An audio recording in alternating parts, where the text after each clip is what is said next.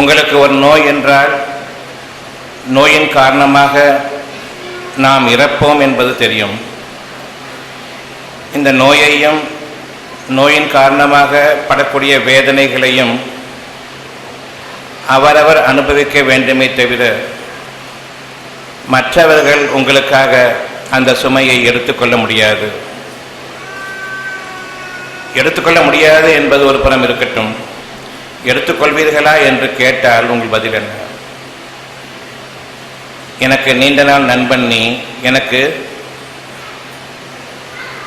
ஒரு கேன்சர் நோய் இருக்கிறது, அதிலிருந்து பாதியை நீ எடுத்துக்கொள், எடுக்க முடிந்தால் எடுத்துக்கொள் என்று நாம் அவனை அழைப்போமேயானால் உங்களை விட்டு அவன் ஓடிவிடுவான். எந்த ஒரு மனிதனும் பிறிதொரு மனிதனுக்கு உதவி செய்ய முடியாது என்பதை நாம் முதலில் அறிய வேண்டும். எந்த ஒரு மனிதனும் பிறருடைய சுமையை இறக்க வழி அறியாதவன் என்பதையும் நாம் அறிய வேண்டும். ஒவ்வொருவருக்கும் சுமைகள் ஏற்றப்பட்டதாக இருக்கிறது. ஒவ்வொருவரும் சுமை சுமத்தப்பட்டவர்கள். பொருளாதார ரீதியாக இருக்கட்டும், உடல் நலம் ரீதியாக இருக்கட்டும், மனநலம் ரீதியாக இருக்கட்டும், சமுதாய பிரச்சனைகளில் தன்னை சிக்கிக்கொண்டவனாக அவன் அமைத்துக் கொள்ளட்டும், குடும்ப பிரச்சனைகளில் இருந்து வெளிவர முடியாமல் தவித்துக் கொண்டிருப்பனாக இருக்கட்டும், ஒவ்வொருவருக்கும் இது எல்லா துன்பங்களும் வெவ்வேறு விகிதாச்சாரத்தினுடைய அளவில் இருக்கிறது. யாரும் அந்த சுமைகளை, கஷ்டங்களை, வேதனைகளை நீக்க சக்தி பெற மாட்டார்கள். ஒரு குறிப்பிட்ட அளவுக்கு நீங்கள் அதனை நீக்கிக் கொள்ள பிரயத்தனப்படுவீர்கள். அதில் மிக பெரும் தோல்வி. ஒவ்வொரு முறையும் உங்களுடைய தீமைகளிலிருந்து நீங்கள் உங்களை பாதுகாத்துக் கொள்ள எந்த அளவுக்கு முயற்சிக்கின்றீர்களோ சுமை நீங்குவது போன்று தோன்றுகின்றது. மீண்டும் கஷ்டங்களும் வேதனைகளும் தலையெடுக்கின்றன, முன்பை விட அதிகமாக. இறுதியாக ஒரு நேரம் வரும், எனக்கு வாழ்க்கை என்ற ஒன்று தேவைதானா என்று. அதற்கும் முன்பாக இறைவனிடம் திரும்புகிறோம். கடவுளே காப்பாற்று, தெய்வமே காப்பாற்று. உங்களை அறியாமலேயே இது உங்களுடைய இருதயத்தில் உருவாகிறது. வேதனைகளுடைய உச்சகட்டத்தில் உங்களுக்கான அந்த வேதனைகளை நீக்குபவன் உங்களை படைத்தானே. எந்த ஒரு பொருளும் இல்லாத நிலையிலிருந்து உங்களை இந்த உருவ அமைப்பில் படைத்தானே, அந்த ஒரு இறைவனை தவிர உங்களுக்கு உதவி செய்யப்போன் எவனும் இல்லை என்பதை அறிங்கள். அந்த அறிவிப்போடு நீங்கள் இறைவனை என்று அழைக்க வேண்டும் என்ற அந்த உந்துதலையும் கொண்டு வருபவன் உங்களை படைத்தவன் தான், வேறு யாரும் இல்லை. இறைவனிடம் நீங்கள் உங்களுடைய தேவைகளுக்காக திரும்பும் பொழுது அது எப்பொழுது பிரார்த்தனையாக அமையும், எப்பொழுது அது உங்களுக்கு வேதனையாக அமையும். ஏன் என்னுடைய பிரார்த்தனைகளுக்கு இறைவன் செவிசாய்ப்பதில்லை? செவிசாய்க்க வேண்டாம். பிரார்த்தனை செய்து கொண்டிருக்கும் பொழுதே ஏன் அது அதிகமாக வேண்டும்? பிரார்த்தனைகளுக்கு விடை கிடைக்காமல் அல்லது பதில் கிடைக்காமல் போனால் பரவாயில்லை, ஆனால் மேலும் மேலும் அதிகமாவதற்கு காரணம் என்ன? இறைவன் இல்லையா அல்லது இறைவன் பதிலளிக்கவில்லையா? இந்த ரெண்டு தான். நிச்சயமாக இறைவன் பதிலளிக்கவில்லை என்பது சரி, இறைவன் இல்லை என்பது தவறு. இறை உணர்வுகள் இறுதியாக பற்றி பிடிக்கக்கூடியது ஒரே ஒரு சொல், இறைவனுடைய அந்த சொல். நீங்கள் உங்களுடைய பிரச்சனைகளிலிருந்து விடுபட வேண்டும். நீங்கள் உங்களுடைய நோய்களிலிருந்து சுகமாக வேண்டும். நீங்கள் உங்களுடைய சிக்கல்களிலிருந்து தெளிவு பெற வேண்டும். குழப்பங்கள் மனதில் வேண்டாம், அமைதி வேண்டும். இது யாவற்றையும் உங்களுக்கு அறிவிப்பவன் உங்களுடைய இறைவன்.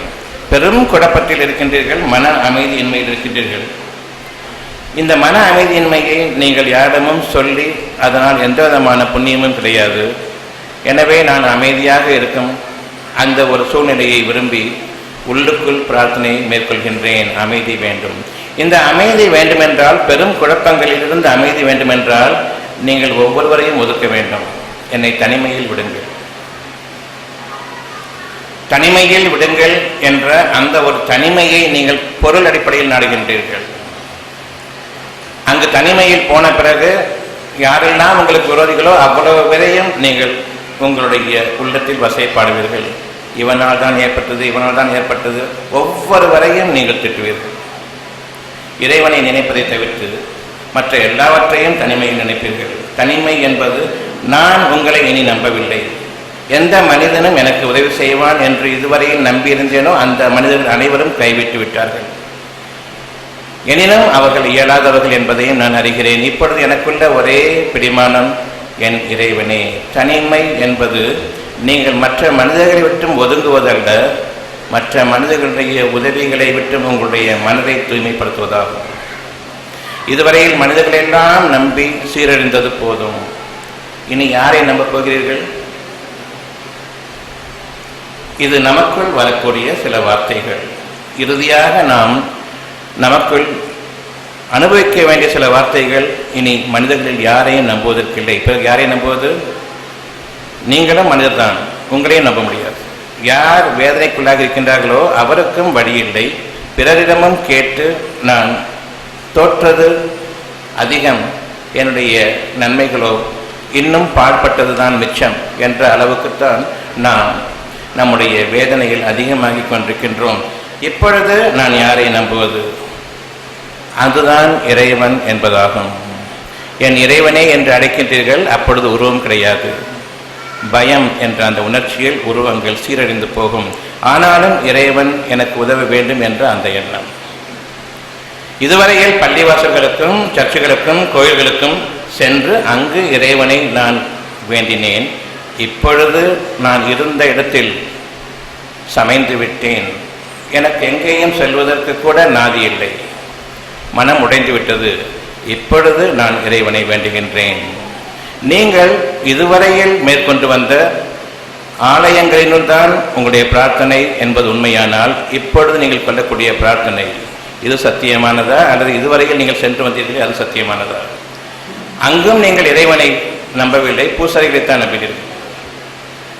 அவர்கள் வழிகாட்டுவார்கள், அவர்கள் எனக்காக வேத ஸ்லோகங்களை ஓதுவார்கள் என்று மற்ற மனிதர்களைத்தான் அங்கும் நம்பினீர்கள்.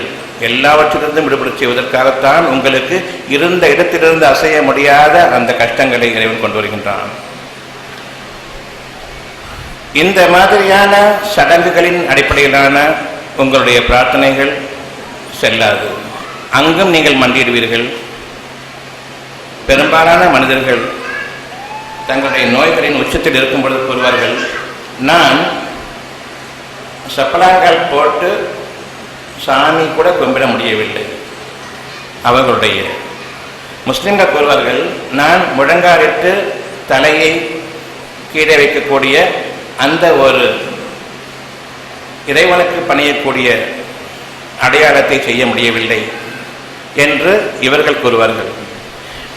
நீங்கள் உங்களுடைய இறைவனுக்கு பணிவதற்காக நன்றாக சப்பலாங்கால் போட்டு அமர்ந்து பூஜை செய்வதற்கும் முடியாதவர்கள். இவர்களோ மண்டியிட்டு தலையை கீழே வைக்கக்கூடிய சுஜூத் எனப்படக்கூடிய அந்த இறுதியான இறைவணக்கத்தினுடைய முடிவு, நான் இறைவனுக்கு சிரம்பணிந்தேன் என்ற அந்த சிரம்பணிதலையும் இவர்கள் செய்ய முடியாதவர்களாக இருக்கின்றார்கள். இந்த நிலையில், கடைசி நிலையில் இறைவனை வணங்குவதற்கு இறைவன் உங்களுக்கு உதவி செய்யவில்லை. வேறு எல்லாம் கைவிட்டதாக ஆகிவிட்டது. இறைவன் ஒருவன் தான். இப்பொழுது நான் அவனுக்காக மண்டியிடுகின்றேன், தலையை கீழே வைக்கின்றேன், சிரம்பணிகின்றேன், சாஷ்டாங்கமாக நமஸ்காரம் பண்ணுகின்றேன். இவை ஒவ்வொன்றுக்கும் இறைவனுக்காக மட்டும்தான் செய்வதாக நீங்கள் கூறுகின்றீர்கள். ஆனால் இறைவன் அதற்கு பதிலளிக்கவில்லை. என்ன அர்த்தம்? இறை உணர்வுகள் இருக்கின்றன, அதில் அவன் படைத்தது. ஆனால் நீங்கள் செய்யக்கூடிய இதுவரை மேற்கொண்டு வந்த அந்த சடங்குகளும் சம்பிரதாயங்களையும் நீங்கள் கடைபிடிக்க முடியாது. அது உங்களுக்கான ஒரு தேவை இல்லை என்பதை இறைவன் அறிவிப்பதை நீங்கள் உணர வேண்டும். சடங்குகளின் அடிப்படையில் நீங்கள் இறைவனை வணங்குவதும், இறைவனை பின்பற்றுவதும், இறைவனை வழிபடுவதும், இறைவனை தொடுவதும், இறைவனை கும்பிடுவதும் இறைவனை ஏற்றுக்கொள்வதில்லை. உங்களுக்கு முடியாமல் ஆக்கிவிட்டான். இறைவன் உங்களை கைவிட்டு விடவில்லை. இறை உணர்வுகள் இருக்கின்றன. நீங்கள் இறைவனிடம் திரும்ப வேண்டும் என்பதற்காக இறைவனுடைய உணர்வுகள் உங்களுக்கு இருக்கின்றன. அந்த இறை உணர்வுகளை கற்பித்தவன் அவன் தான். ஏனென்றால் யாரும் இறைவனை பார்த்ததில்லை.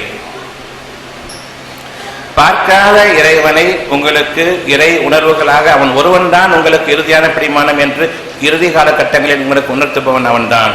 எனவே இன்னும் அவனுடைய பார்வை உங்கள் மீது இருக்கிறது. நீங்கள் எப்பொழுது திருந்துவீர்கள் என்பதற்காக நீங்கள் இதுவரையில் கடைபிடித்து வந்த முன்னோர்கள் உங்களுக்கு சொல்லிக் கொடுத்த அல்லது பரம்பரையாக நீங்கள் எப்படி கும்பிட வேண்டும் தொட வேண்டும் என்பதை அறிவிக்கப்பட்டீர்களோ அதனுடைய அடிப்படையில் நீங்கள் செயல்பட விரும்பும் பொழுது அவ்விதமாக அல்ல.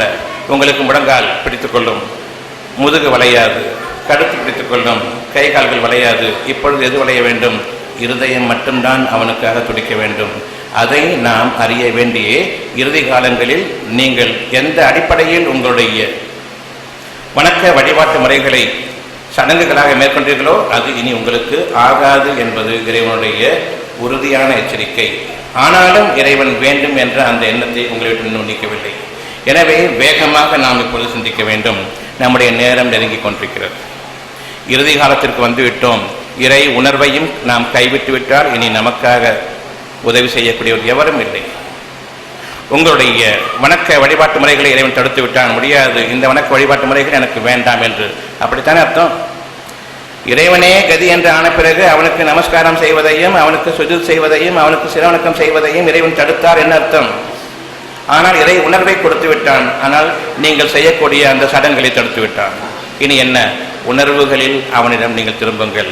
உங்களிடம் சடங்குகளையும் சம்பிரதாயங்களையும் எதிர்பார்க்கவில்லை. மனம் எந்த அளவுக்கு அவனோடு ஒன்று இருக்கிறது என்பது மட்டும்தான். அந்த ஒரு நிலை ஏற்பட்டு அன்று எனக்கு இவர்கள் ரொம்ப பக்தியாளர்களை போன்று பேசுவார்கள். எனக்கு சிரவணக்கம் கூட செய்ய முடியவில்லை. அதுக்கு நீங்கள் உதவி செஞ்சால் போதும். இறைவனுடைய காரியத்திற்கு நான் உதவி செய்ய வேண்டும். இறைவன் கைவிட்டு விட்டான். அப்பொழுதும் அவர்கள் மிக பெரும் தவறான ஒரு பாதையை மேற்கொள்கின்றார்கள். அவனை திருப்திப்படுத்த வேண்டிய ஒரு காரியத்திற்காக நீங்கள் முனைப்பொழுது அவன் உதவி செய்யவில்லை. டாக்டர்கள் உதவி செய்ய முடியும். எனக்கு நீங்கள் உதவி செய்தால் போதும். அவனை வணங்குவதற்கு யார் உதவி செய்ய வேண்டும்? அவனை தவிர. அவனே கைவிட்டு விட்டால் வேறு யாரால் உதவி செய்ய முடியும்? உங்களுடைய இந்த வணக்க வழிபாடு முறையை அவன் விரும்பவில்லை. நீங்கள் உணர வேண்டும். எந்த பூசாரிகள் உங்களுக்கு கும்பிடுதலை கற்றுக் கொடுத்தார்களோ தனியாக நீங்கள் விடப்படும் பொழுது உங்களுக்கும் இறைவனுக்கும் என்று தனியாக விடப்படக்கூடிய அந்த ஒரு மகத்தான வேதனைக்குரிய சூழ்நிலை அடையும் பொழுது நீங்கள் இதுவரையில் பின்பற்றி வந்த அந்த வணக்க வழிபாட்டு முறைகளை பின்பற்ற முடியாது. ஆனாலும் நீங்கள் அவனிடம் திரும்பியே ஆக வேண்டும். இப்பொழுது அவன் உங்களுக்காக காத்திருக்கின்றான். ஒரே ஒரு விஷயத்தை அறிந்து கொள்ளுங்கள். இறுதி காலம் இறை உணர்வுகள் இருக்கின்றன. ஆனால் உங்களுடைய வணக்க வழிபாட்டு முறைகளுக்கு முற்றிலுமாக தடை ஏற்பட்டுவிட்டால் கூடாது என்று முடியாது. இப்பொழுது எப்படி நீங்கள் இறைவனை வணங்க இருக்கின்றீர்கள்? இதுவரையில் நாம் பின்பற்றி வந்தது அவ்வளவுமே இறை வணக்கம் இல்லை. இந்த சடங்குகளும் சம்பிரதாயங்களும் இறை வணக்கம் இல்லை என்பதை அறியுங்கள். ஏன் உங்களுடைய பிரார்த்தனைகள் பலனளிப்பதில்லை என்பதற்காக உங்களுக்காக தெளிவாக எடுத்து வைக்கக்கூடிய மகத்தான தருணம். வீணான வார்த்தைகள் கிடையாது. இறைவனுக்காக என்று நீங்கள் இருக்கும்பொழுது இறைவன் உதவி செய்யவில்லை என்பதை புரிந்து கொண்டீர்களா? ஒவ்வொருவரும் சொல்வாங்க, முழங்கால் வலிக்கிறது, முட்டிக்கு முட்டி தட்டுறது தான் வேலை. கடைசி அப்போ கூட அந்த உணர்வு வர்றதில்லை. நான் தொட போகிறேன், ஊருக்கு அறிவிக்கிறது, ஊருக்கு காண்பிக்கிறது. தொடுவதற்கு நான் முழங்கால் முட்டிக்கால் பண்ண முடியல, அதுக்கு உதவி செய்யுங்க. ஊருக்கு காண்பிக்கிறார்கள் தங்களுடைய பக்தியை. இறைவன் உங்களை நிராகரித்து விட்டான், இந்த வகையிலான பிரார்த்தனை கூடாது என்பதை நிராகரித்து விட்டான் என்பதை நீங்கள் அறிய வேண்டும். எதற்காக இவ்வளவு தெளிவாகவும் உறுதியாகவும் கூறுகின்றேன் என்றால் நீங்கள் உணர வேண்டும் என்பதற்காக.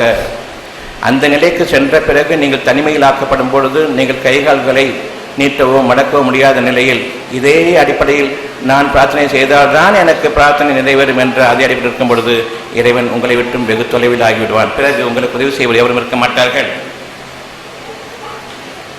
விஷயத்தை தெளிவாக புரிந்து கொள்ளுங்கள்.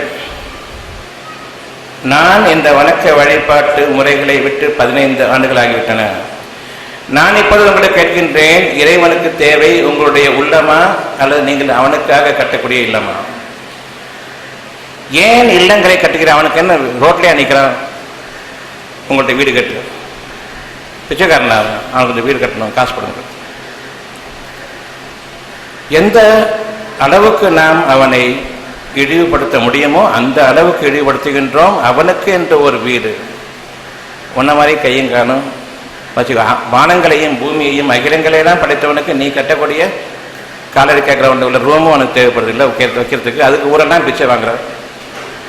பாவம், கடவுள் வெளியே நிற்கிறான், ரோட்டில் நிற்கிறான், நம்ம காசு போட்டு கட்டி கொடுத்தா உண்டு அப்படின்னு சொல்லிட்டு. உங்களை விட்டும் இறைவனை நீக்கியதும் இறைவனை விட்டும் உங்களை கடத்தியதும் இந்த பூசாரிகள் தான். மனிதத்துவத்தையே துண்டாடியவர்கள் இந்த பூசாரிகள் தான். நீங்கள் உங்களுடைய இறைவன் பக்கம் திரும்புங்கள். இறைவன் யார்? உங்களுடைய நன்மைகளை உங்களுக்கு அறிவித்துக் கொண்டிருப்பவன் உங்களுடைய இறைவன். இறை உணர்வுகள் உங்களுக்கு அறிவித்துக் கொண்டிருக்கின்றன. அந்த இறை உணர்வுகள் இறைவனுடைய கட்டளையை கொண்டு உங்களுக்கு இது தேவை என்பதை அறிவிக்கிறது. அந்த தேவையின் மீது நீங்கள் உறுதியாக இருங்கள். அந்த தேவையை இறைவனை தவிர உங்களுக்காக கொண்டு வருபவன் எவனும் இல்லை என்பதை என்று அறியுங்கள். நாம் முற்றிலும் முழுமையுமாக சிந்தனையின் பக்கம் திரும்பி இறைவன் யார் என்பதை தெளிவாக அறிய வேண்டும். உங்களுடைய உள்ளத்தை பார்க்கக்கூடியவன் இறைவன். நீங்கள் கட்டக்கூடிய இல்லங்கள் இல்லை. அந்த இல்லங்களுக்குள் நீங்கள் செல்லும் பொழுது இறைவன் முற்றிலுமாக உங்களை விட்டு விலகிவிட்டான். ஒவ்வொரு நியாயமான உணர்வை கொண்டு சிந்தித்து பார்ப்பவர் எவரும் அறிந்து கொள்வார்கள், இறைவனுக்கு இல்லம் தேவையில்லை. தேவையா? உங்களுடைய உள்ளம் தேவை. அவனுக்கு என்ன நன்மை இருக்கிறது, நன்றி உணர்வு இருக்கிறதா என்ற அந்த உள்ளம் தேவை, அவ்வளவுதான். நன்றி உணர்வோடு யார் வாழ்வீர்களோ அவர்களுக்கு நிச்சயமாக இறைவன் துணை புரிகின்றான். என்னுடைய நெருப்பு இருக்குது, கையை வைக்கிற சுடுது. அதுக்கப்புறம் ஒரு அறிவு வருது. நெருப்பை கையை வைக்கிறதுக்கு முன்னாடியே நான் அதை அறியணும். இந்த ரெண்டுல எது உங்களுக்கு வேணும்? முன்னறிப்புடன் கூடிய அந்த மகத்தான சிந்தனையுடைய தெளிவா, அல்லது நெருப்பில் சுட்டுக்கிட்டு இது சுடுதுங்கிற இந்த கெட்ட கல்வி அறிவா? எது வேண்டும்? எது வேண்டும்? நெருப்பை தொடுவதற்கு முன்பாகவே சுடும், நெருங்கக்கூடாது என்று அறிய வேணுமா? தொட்ட பிறகு, புண்ணாக்கி கொண்ட பிறகு, காயப்படுத்தி கொண்ட பிறகு இது சுடும் என்ற அந்த அறிவா? எது வேண்டும்? பட்டு படிப்பினைகளாக பெற வேண்டிய அறிவு ஒரு பக்கம், சிந்தனையின் வாயிலாக தெளிவடைந்து தீமைகள் இருந்து விலகி இருக்கக்கூடிய அறிவு இன்னொரு புறம். எது அது வேண்டும் உங்களுக்கு? எப்பொழுது நமக்கு இந்த சிந்தனையின் வாயிலாக நாம் எந்த விதமான துன்பத்திற்கும் ஆளாகாமல் தீமையை நாம் தவிர்த்து கொண்டு செல்லக்கூடிய பாதைகளில், மேலான பாதைகளில் முன்னேற வேண்டும். இந்த நெருப்பு ஒரு உதாரணமாக உங்களுக்கு காட்டுகின்றேன். தொட்டவுடன் சுடுகின்றது. இது பெரும்பாலும் நெருப்பில் கைப்பற்றாதான சுடு தெரியும் சொல்லுவாங்க. நான் அந்த நெருப்பு இருக்கிறது, மெதுவாக கையை கொண்டு செல்கிறேன். கொஞ்சம் கொஞ்சமாக வெப்பம் அதிகமாகின்றது. இன்னும் நெருப்பு அங்கே இருக்கிறது, இன்னும் கிட்ட நெருங்க இன்னும் அதிகமாக வெப்பம் தெரிகிறது. தொடரணுமா அல்லது விலகிடலாமா? ஆனால் யார் மாடு மாதிரி போய் உளறானோ நிச்சயமாக அதில் சூடுபட்டு வெளியேற வேண்டியது அவசியம். எருமை மாடு மாதிரி போய் விழுந்தா சூடுபடும், மனுஷன் மாதிரி போனால் சூடுபடாது. அவசரம் என்ற ஒன்று வேகமாக நான் கையை கொண்டு போகும்போது சுட்டு விடுகின்றது. ஆனால் மெதுவாக நான் கையை கொண்டு போயினால் அந்த பொறுமையின் காரணமாக முன்னறிவிப்பு, தீமையிலிருந்து விலகக்கூடிய அந்த மகத்தான இறை ஞானங்கள், இறைவனுடைய பாதுகாப்பு. யார் பொறுமையாளர்களாக இருக்கிறார்களோ அவர்களுடன் இறைவன் இருக்கின்றான். அந்த இறைவன் இருப்பதன் காரணமாகத்தான் அந்த பொறுமையை மேற்கொண்டு பழகுங்கள். இறைவனுடைய ஆற்றல் உங்களுக்கு அதிகமாகும். எந்த ஒரு காரணத்தை கொண்டும் பதட்டம் என்ற ஒன்று கூடாது. எந்த சூழ்நிலையிலும் பதட்டம் வேண்டாம். பதட்டம் ஏற்பட்ட பிறகு அமைதி ஏற்படுத்த முடியாது. எனவே பதட்டத்திற்கு முன்பாகவே என் இறைவனே பொறுமையை கொண்டும் அமைதியை கொண்டும் என்னை வாழ வைப்பாயாக. இது உங்களுடைய அனைவரின் பிரார்த்தனை. இன்று முதலாக உங்களுடைய தீமைகள் நீங்க வேண்டும் என்றார். என் இறைவனே, பொறுமையை கொண்டும் அமைதியை கொண்டும் என்னை வாழ வைப்பாயாக. இந்த பொறுமையில் எனக்கு நிதானம் இருக்கின்றது. அந்த நிதானத்தில் தெளிவான சிந்தனை. நிதானத்தில் தெளிவான சிந்தனையா அல்லது அவசரத்தில் சிந்தனையா? பெரும் பிரச்சனையில் இருக்கின்றேன், குழப்பத்தில் இருக்கின்றேன், எனக்கு விடிவு வேண்டும், நான் கொஞ்சம் சிந்திக்க வேண்டும். இப்பொழுது நிசப்தமும் தேவை எனக்கு. என்னுடைய சிறு அசைவுகளும் கூட கூடாது.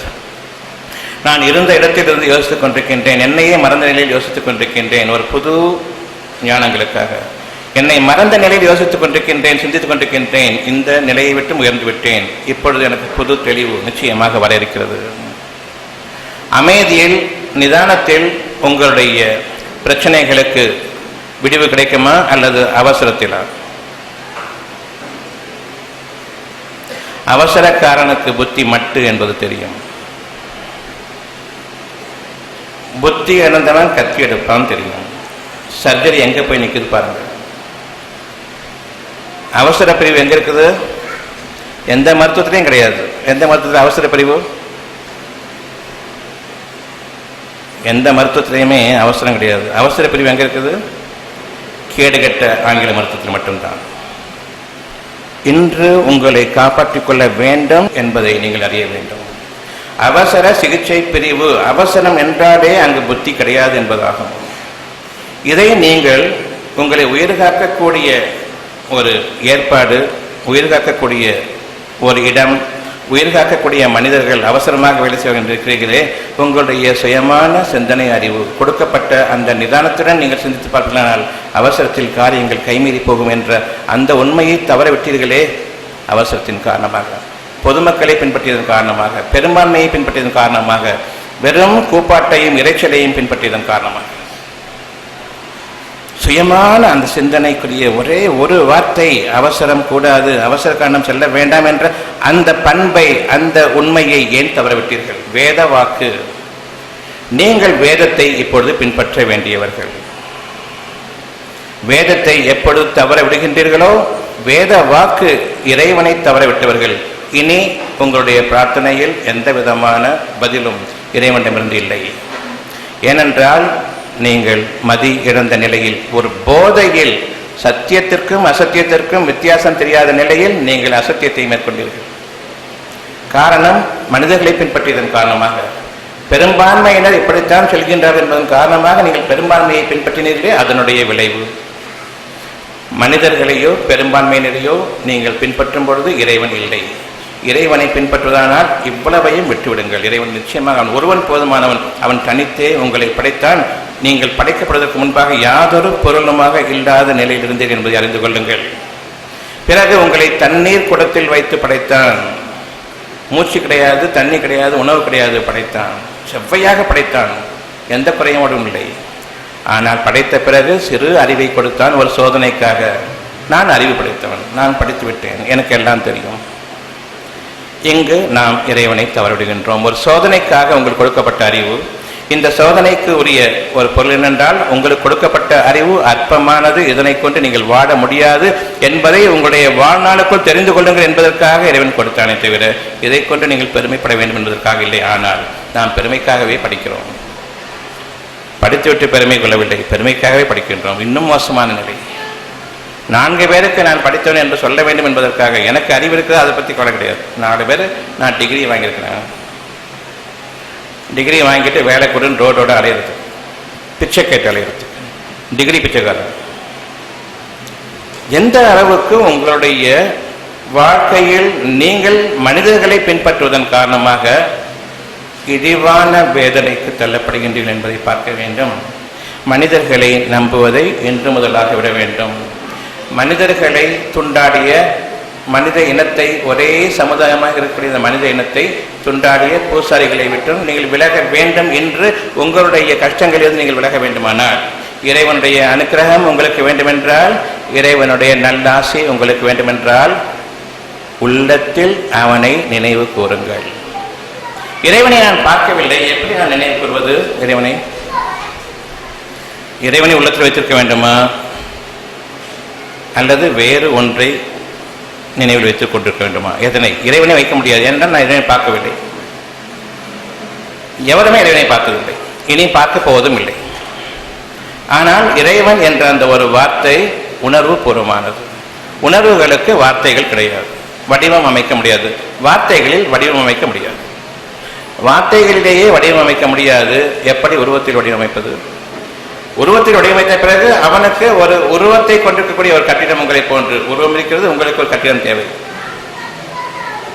உள்ளத்தில் ஒரு நெருப்பு பற்றி கொண்டால் உங்களுடைய வீடு பஞ்சுமெத்தையாக இருந்தாலும் சரி, அது நெருப்பு படுக்கையாக இருக்கும். ரோட்டுக்கு ஓடி வந்துள்ளீர்கள். அப்படிப்பட்ட ஒரு நிலை மனதில் ஒரு தீ, ஒரு நெருப்பு பற்றி கொண்டால் தாங்க முடியாது. அதில் நாம் வாடவும் மாட்டோம், சாகவும் மாட்டோம். நிச்சயமாக இறைவனுடைய நெருப்பில் நீங்கள் வாட மாட்டீர்கள், சாக மாட்டீர்கள், என்றென்றும் வேதனையை அனுபவிப்பீர்கள். அஞ்சிக் கொள்ளுங்கள். அப்படி ஒரு வேதனை பல விகிதாச்சாரத்தில் நம்முடைய இருதயங்களில் ஒரு சிறு பொறியாக அல்லது பொறியிலிருந்து பெரும் நெருப்பாக வரையிலும் பலருடைய மனதிலும் பல விகிதாச்சாரங்களில் அமைந்திருக்கிறது என்பதை நீங்கள் அறிந்து கொள்ளுங்கள். அது பெரும் தீயாக மாறுவதற்கு முன்பாக இறைவன் பக்கம் திரும்புங்கள். இறைவன் பக்கம் திரும்புவது என்பது உள்ளத்தின் பக்கம் திரும்புங்கள். அதற்கு முன்பாக பொறுமையை மேற்கொள்ளுங்கள். நிதானமும் பொறுமையும் மிக அவசியம். இறைவன் உங்களிடம் வர வேண்டும் என்றார்.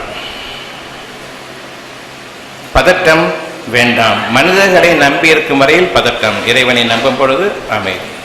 இறுதியாக பதட்டங்கள் அடங்குமே. அந்த அமைதியை இப்பொழுது நீங்கள் மேற்கொள்ள வேண்டும். ஒவ்வொருவரும் அமைதியை மேற்கொள்ளுங்கள். இறைவனுக்காக, அவனுடைய பொருத்தத்திற்காகவும், அவன் எனக்கு நெருக்கமாகவும் எனக்கு உதவிக்காகவும் பாதுகாப்பாகவும் அமைவதற்காக வேண்டி, அவனுக்கு நெருக்கமாவதற்காக வேண்டி பொறுமையை மேற்கொள்கின்றேன். இந்த பொறுமை என்பது நீங்கள் முயற்சி செய்யக்கூடிய ஒரு பிரார்த்தனை, ஒரு வணக்க வழிபாடு. மிக அழகான வழிபாடுகளில் இருப்பது இந்த பொறுமை. இந்த பொறுமைக்குத்தான் இறைவனிடமிருந்துள்ள ஒரு சிறு அறிவின் அதிகரிப்பு. ஞானங்கள் அவனிடமிருந்து அறிவாக மலரும் பொழுது குழப்பங்களிலிருந்து ஒரு சிறு உயர்வு. அந்த குழப்பங்களிலிருந்து உயர்வு பெறக்கூடிய அந்த ஒரு அழகான அறிவின் உயர்வை கொண்டு நீங்கள் உங்களுடைய காரியங்களில், உங்களுடைய பிரச்சனைகளில் இருந்து விடுபடுகின்றீர்கள். ஒவ்வொரு பிரச்சனையும் உங்களுக்கு பெரும் வருத்தத்தையும் மன அழுத்தத்தையும் பீதியையும் ஏற்படுத்துகின்றது. அதாவது நீங்கள் நிற்கதியாக ஆகிவிட்டீர்கள். இப்பொழுது உங்களுக்கு ஒரு விடி வருகின்றது. இதற்கு காரணம், இதற்கிடையில் நடந்த நிகழ்ச்சி என்னவென்றால், நீங்கள் மனிதர்களை நம்புவதை தவிர்த்துக் கொண்டீர்கள். இனி வழி இல்லை என்பதன் காரணமாக எல்லா வழிகளும் அடைக்கப்பட்டு விட்டன. இனி மனிதர்களிடம் நான் திரும்பி வழி இல்லை எனக்கு, என்னுடைய நன்மைகளுக்கு. ஆகவே அந்த திரும்புதல் உங்களை தூய்மையாக்கிவிட்டது. இறைவனுக்கு இணையாக உலகத்தில் உள்ள அவ்வளவு பேரையும் ஏற்றுக்கொண்டிருந்தீர்கள், எவனால் உதவி செய்வனா என்று. ஆனால் இறுதியாக இந்த மனிதர்களை நம்புவதை விட ஒரு மோசமானது கிடையாது, இறைவனே என்று திரும்பும் பொழுது அப்பொழுதுதான் நீங்கள் தூய்மை அடைகின்றீர்கள். அசுத்தமான போக்குகளிலிருந்து தூய்மை அடைகின்றீர்கள். ஒவ்வொருடைய இருதயத்திலும் கவலையின் கோடுகள், நாளைய வாழ்க்கையை பற்றிய அச்சம், நாளைய வாழ்க்கையை பற்றிய ஒரு பதட்டம் எல்லாம் இருக்கிறது. காரணம், நீங்கள் மனிதர்களுடைய வழிமுறையைத்தான் இன்னும் நம்பியிருக்கின்றீர்கள். இறைவனை இரண்டாம் தரமாக நான் இறைவனையும் வணங்குகின்றேன். உங்களுடைய வணக்க வழிபாடுகளோ வெறும் சடங்குகள், எந்த விதமான அர்த்தமும் இல்லாதது. அதற்கு பெயர் சடங்குகள், இன்னொரு பெயர் சேட்டைகள். உங்களுடைய வணக்க வழிபாட்டு முறைகள் அவ்வளவும் சேஷ்டைகள். அது வணக்கமும் கிடையாது, வணக்க வழிபாட்டு முறைகளும் கிடையாது. இந்த சேஷ்டைகளை இறைவன் விரும்புவதில்லை. வணக்க வழிபாடு என்ற சடங்குகளின் அடிப்படையில் நம்ம ஈடுபடுத்திக் கொண்டிருக்கும் பொழுது மனிதர்கள் கற்றுக் கொடுத்தார்கள். எவன் எனக்கு கற்றுத் தருவது இறைவனை வணங்குவது எப்படி என்று? அவனும் இறைவனை பார்த்ததில்லை, நானும் இறைவனை பார்த்ததில்லை. என்னுடைய தேவைகள் அவனுக்கு தெரியாது. எப்படி நான் என்னை வழிகளுக்கு அனுமதித்தேன்? இன்று நீங்கள் ஒவ்வொருவரும் சிந்தனைக்காக உங்களை நான் நிர்பந்தப்படுத்தவில்லை. கோயிலுக்கு தான் போவேன்னு சொல்றீங்களா, தாராளமாக போங்க. மசூதிக்கு தான் போவேன்னு சொல்றீங்களா, தாராளமாக போங்க. சிந்தனைக்காக சொல்லப்பட்டது. இது சத்தியம் இருக்கிறது. இந்த சத்தியத்தை ஏற்றுக்கொள்வதற்கு ஒரு க்ஷணமும் நாம் தாமதிக்கூடாது. தாமதிக்கும் நேரம் எல்லாம் நமக்கான வழிகேடு உறுதியாகும். உங்களுடைய தேவைகளுக்காக நீங்கள் உங்களுடைய இறைவன் பக்கம் திரும்ப இருக்கின்றீர்கள். வணக்க வழிபாட்டு முறைகள் அவ்வளவும் உள்ளத்தினுடைய அளவில் இருக்க வேண்டும். ஏனென்றால் உங்களுடைய உள்ளத்தில் தான் இறைவனுடைய வாக்கு. நீங்கள் சுகம் அடைய வேண்டும். காதில் விடுதா, உள்ளத்தில் விடுதா? சுகம் அடைய வேண்டும் என்ற அந்த உணர்வுகள் இங்கே பிறக்குதா, இங்கே விடுதா? பார்க்குறீங்களா இறைவனை சுற்றி எப்படி கொண்டு போகிறேன்னு பார்க்குறீங்களா? பார்த்துருக்கீங்களா? இப்போ பார்க்குறீங்களா உங்களுடைய தேவைகள் என்னங்கிறத? இந்த அறிகிறோமே, இறைவன் நிச்சயமாக நமக்கு ஒரு நேர்வழியை காட்டிக் கொண்டிருக்கின்றான். இந்த வழி நமக்கு நாளைய வாழ்க்கைக்கு உத்தரவாதமாக இருக்கும். இதுவரையில் நாம் பின்பற்றி வந்த வாழ்க்கையெல்லாம் வாழ்க்கையில் இந்த வழி நிச்சயமாக உறுதியானது என்பதை உங்களுடைய உள்ளம் அறிகிறதா இல்லையா? அவ்விதமாக அறிந்த பிறகு நீங்கள் மனிதர்களுக்கு பயப்பட வேண்டாம், இறைவனுக்கு பயப்படுங்கள். அவனுக்கு இணையாக நீங்கள் பயப்படுவதற்கு மனிதர்களுக்கு எந்த விதமான தகுதியும் இல்லை. இறைவனுக்கு அஞ்சுங்கள். அவன் ஒரு தீமையை நாடிவிட்டால் அவன் நீக்குபவர் எவரும் இல்லை. அந்த நிலைக்கு நீங்கள் வந்துவிட்டீர்கள். இப்பொழுது நம்புங்கள். இந்த நிலையிலும் நான் இறைவனுக்கு இணையாக மனிதர்களையும் ஆக்கிக்கொண்டு அவர்களை இறைவனுக்கு பயப்படுவதற்கு ஒப்ப இவர்களையும் பயப்படுகின்றன என்று இறைவன் பார்க்கின்றான். அப்படி பயப்படுகிறானால் இன்னும் உங்களுடைய வேதனை அதிகம். என் இறைவனே, எனக்கு நீ பாதுகாப்பு கொடு. மனிதர்களிடமிருந்தும் நீ என்னை பாதுகாத்துக்கொள். மனிதர்களின் இறைவனாகிய உன்னிடம் பாதுகாவல் தேடுகின்றேன். என்னுடைய இருதயத்தில் இப்பொழுது இருக்கிறது, நான் என்னுடைய பிரச்சனைகளிலிருந்து விடுபட வேண்டும். என்னுடைய இருதயத்தில் இப்பொழுது இருக்கிறது, யாரெல்லாம் என் பேச்சை கேட்கின்றார்களோ அவர்களுக்கு தெளிவையும் நிதானத்தையும் சிந்தித்து உணர்ந்தோங்கக்கூடிய அந்த பக்குவத்தையும் கொண்டு என்னுடைய இந்த பேச்சை நீ நிரப்பமாக்குவாயாக என் இறைவனே என்ற அந்த ஒரு உள்ளத்தின் ஆழத்தில் இருக்கக்கூடிய உணர்வுகளில் பேசிக்கொண்டிருக்கிறேன். தவிர நீங்கள் நேர் வழியை கடைபிடிப்பதன் காரணமாக எனக்கு உபகாரம் செய்துவிட்டதாக எண்ண வேண்டாம். இந்த சத்திய பாதையை உங்களுக்கு உங்களுடைய இறைவன் அறிவித்ததன் காரணமாக நீங்கள் உங்களுக்கு நன்மை செய்து கொண்டிருக்கின்றீர்கள், இறைவனை திருப்திப்படுத்துகின்றீர்கள். அவ்வளவுதான். உங்களிடமிருந்து நான் எதிர்பார்ப்பது எதுவுமே இல்லை. இந்த இறையுணர்வின் காரணமாக ஒரு அத்தாட்சி உங்களுக்காக, மருத்துவ அத்தாட்சி விரும்புவது இருக்கிறது. எண்ணங்கள் அங்கு வேலை செய்யும் என்ற அந்த உணர்வுகள். காற்று இருக்கிறது. இங்கு எனக்கு மூச்சுவிட கஷ்டமாக இருக்கிறது. எல்லோரும் மூச்சுவிட்டுக் கொண்டிருக்கின்றார்கள். ஒரு ஆஸ்துமா நோயாளி, அவருக்கு மட்டும் மூச்சுவிட கஷ்டமாக இருக்கின்றது. ஏன் காற்று உள்ளே இறங்கவில்லை? திடீரென்று ஏன் விடுகிறது? திடீரென்று வருகிறது, விடுகிறது. யார் விடுவிப்பது? நீங்கள் அல்ல, இறைவன் விடுவிக்கின்றான். ஒரு சோதனைக்காகத்தான். உங்களை உங்களுடைய சக்திக்கு மீறி நிச்சயமாக அவன் கஷ்டப்படுத்துவதில்லை. இறைவனை அறிவிக்க வேண்டி சில விஷயங்கள். ஆனால் நீங்கள் மூச்சு அடைக்கும் பொழுது இறைவனே என்று அந்த உள்ளம் கூப்பிடுகிறது. அந்த சமயத்தில் அந்த பதற்றத்தில் இறைவன் ஒருவன் தான், மற்ற மனிதர்களை கூப்பிட வழி இல்லை. எனவே இறைவன் நீக்கினான். நீக்கிய பிறகு நீங்கள் மறக்கின்றீர்கள். இப்பொழுது டாக்டரிடம் வருகின்றீர்கள், எனக்கு இது வந்துச்சு, நீ சரிப்படுத்த, மாத்திரை கொடுன்னு சொல்லிட்டு. அங்குதான் உங்களுடைய கஷ்டங்கள் ஆரம்பமாகின்றன. இனி இறைவன் விலகிக் கொண்டான். தன்னிடமிருந்துள்ள உறுதியான அந்த பாதுகாப்பையும் உதவியையும் நிச்சயமாக கொடுத்தான். ஆனால் நாம் அவனுக்கு நன்றி கெட்டவர்களாக ஆனோம். அவனை அடைத்ததையும் மறந்துவிட்டோம். அதன் காரணமாக குணமானதையும் மறந்துவிட்டோம். தானே சரியா போச்சு. இறைவனுடைய அருளால் குணமாகியதை தானே சரியா போச்சு. நான் கொஞ்சம் பொறுமையாக இருந்தேன், நான் தாங்கிக்கிட்டேன், சரியா போச்சு. எல்லாம் தனக்குரியது. அது சரியா போனதில்லை, நான் தாங்கிக்கிட்டேன், நான் பொறுமையாக இருந்தேன், சரியாயிடுச்சு. இப்போ ஒன்றும் இல்லை. திரும்பவும் வரும்பொழுது திரும்பவும் அதே பதட்டம். இனி இறைவனுடைய உதவி இல்லை. ஒவ்வொரு முறையும் ஒரு கஷ்டம், சிறிய கஷ்டம் ஏற்பட்டாலும் அந்த கஷ்டத்தை தானே இறைவன் நீக்கி காட்டுகின்றான். பிறகுதான் உங்களுக்கான சோதனை ஆரம்பமாகிறது. நீங்கள் நன்றியுடையவர்களாகவும் பொறுமையுடையவர்களாகவும் சிந்தனையாளர்களாகவும் இருப்பீர்களானால் அது எங்கிருந்து வந்தது, எப்படி போனது என்ற இந்த இரண்டு வார்த்தைகளை நீங்கள் கேட்டிருப்பீர்கள். இறைவன் பதிலளித்திருப்பான், நிச்சயமாக பதிலளித்திருப்பான். உங்களுக்கு அறிவிக்கப்படாமல் உங்களுடைய எந்த ஒரு நிரந்தரமான வேதனையையும் இறைவன் அனுமதிப்பதில்லை. ஒரு தலைவலி வருது, ஆரம்பத்தில் வந்துட்டு சரியா போகுது. நீங்கள் விரும்பினீர்கள், எனவே அதை நீக்கி காட்டினான். எந்த மருந்தும் மாத்திரையும் இல்லாமல் தான். இன்னும் இறைவனுடைய உதவி எப்படி என்றால், அகால வேளைகளில், இரவு வேளைகளில் அந்த கஷ்டங்கள் உங்களை தொடரும். ஏனென்றால் அப்பொழுதுதான் நீங்கள் பிறரிடம் மன்றாட முடியாத நிலை, பிறரை துன்புறுத்த முடியாது, பிறரை தொந்தரவு செய்ய முடியாத நிலை, நீங்கள் தனித்துடப்படும் நிலை. கொஞ்சம் யோசிப்பீர்கள், அவங்க எழுப்பலாமா வேண்டாமா என்று. முடியாது. இப்பொழுது போக வேண்டும் என்று விரும்புவீர்கள். இறைவன் நீக்கி காட்டுகிறான். பிறகு காலையில் இருந்ததும் நீங்கள் எல்லோரிடமும் சொல்வீர்கள், தலைவலிக்கிறது. சரி, சரியா போச்சு, விட்டுருவாங்க. மறுநாள் திரும்ப வரும், மறுநாள் திரும்ப வரும். அல்லது வாரத்துக்கு ஒரு முறை, அல்லது பௌர்ணமிக்கு ஒரு முறை, அமாவாசைக்கு ஒரு முறை. இந்த மாதிரி கணக்கு காட்டி விட்டா போதும். அடுத்த கணக்கு எதிர காத்துட்டு இருப்பாங்க. போக்கு காட்டிட்டே போதும். இந்த அமாவாசையில் வந்துச்சு, அடுத்த அமாவாசை காத்துட்டு மாறப்போதும். அது ஒரு ஐதீகமாக போயிடும்.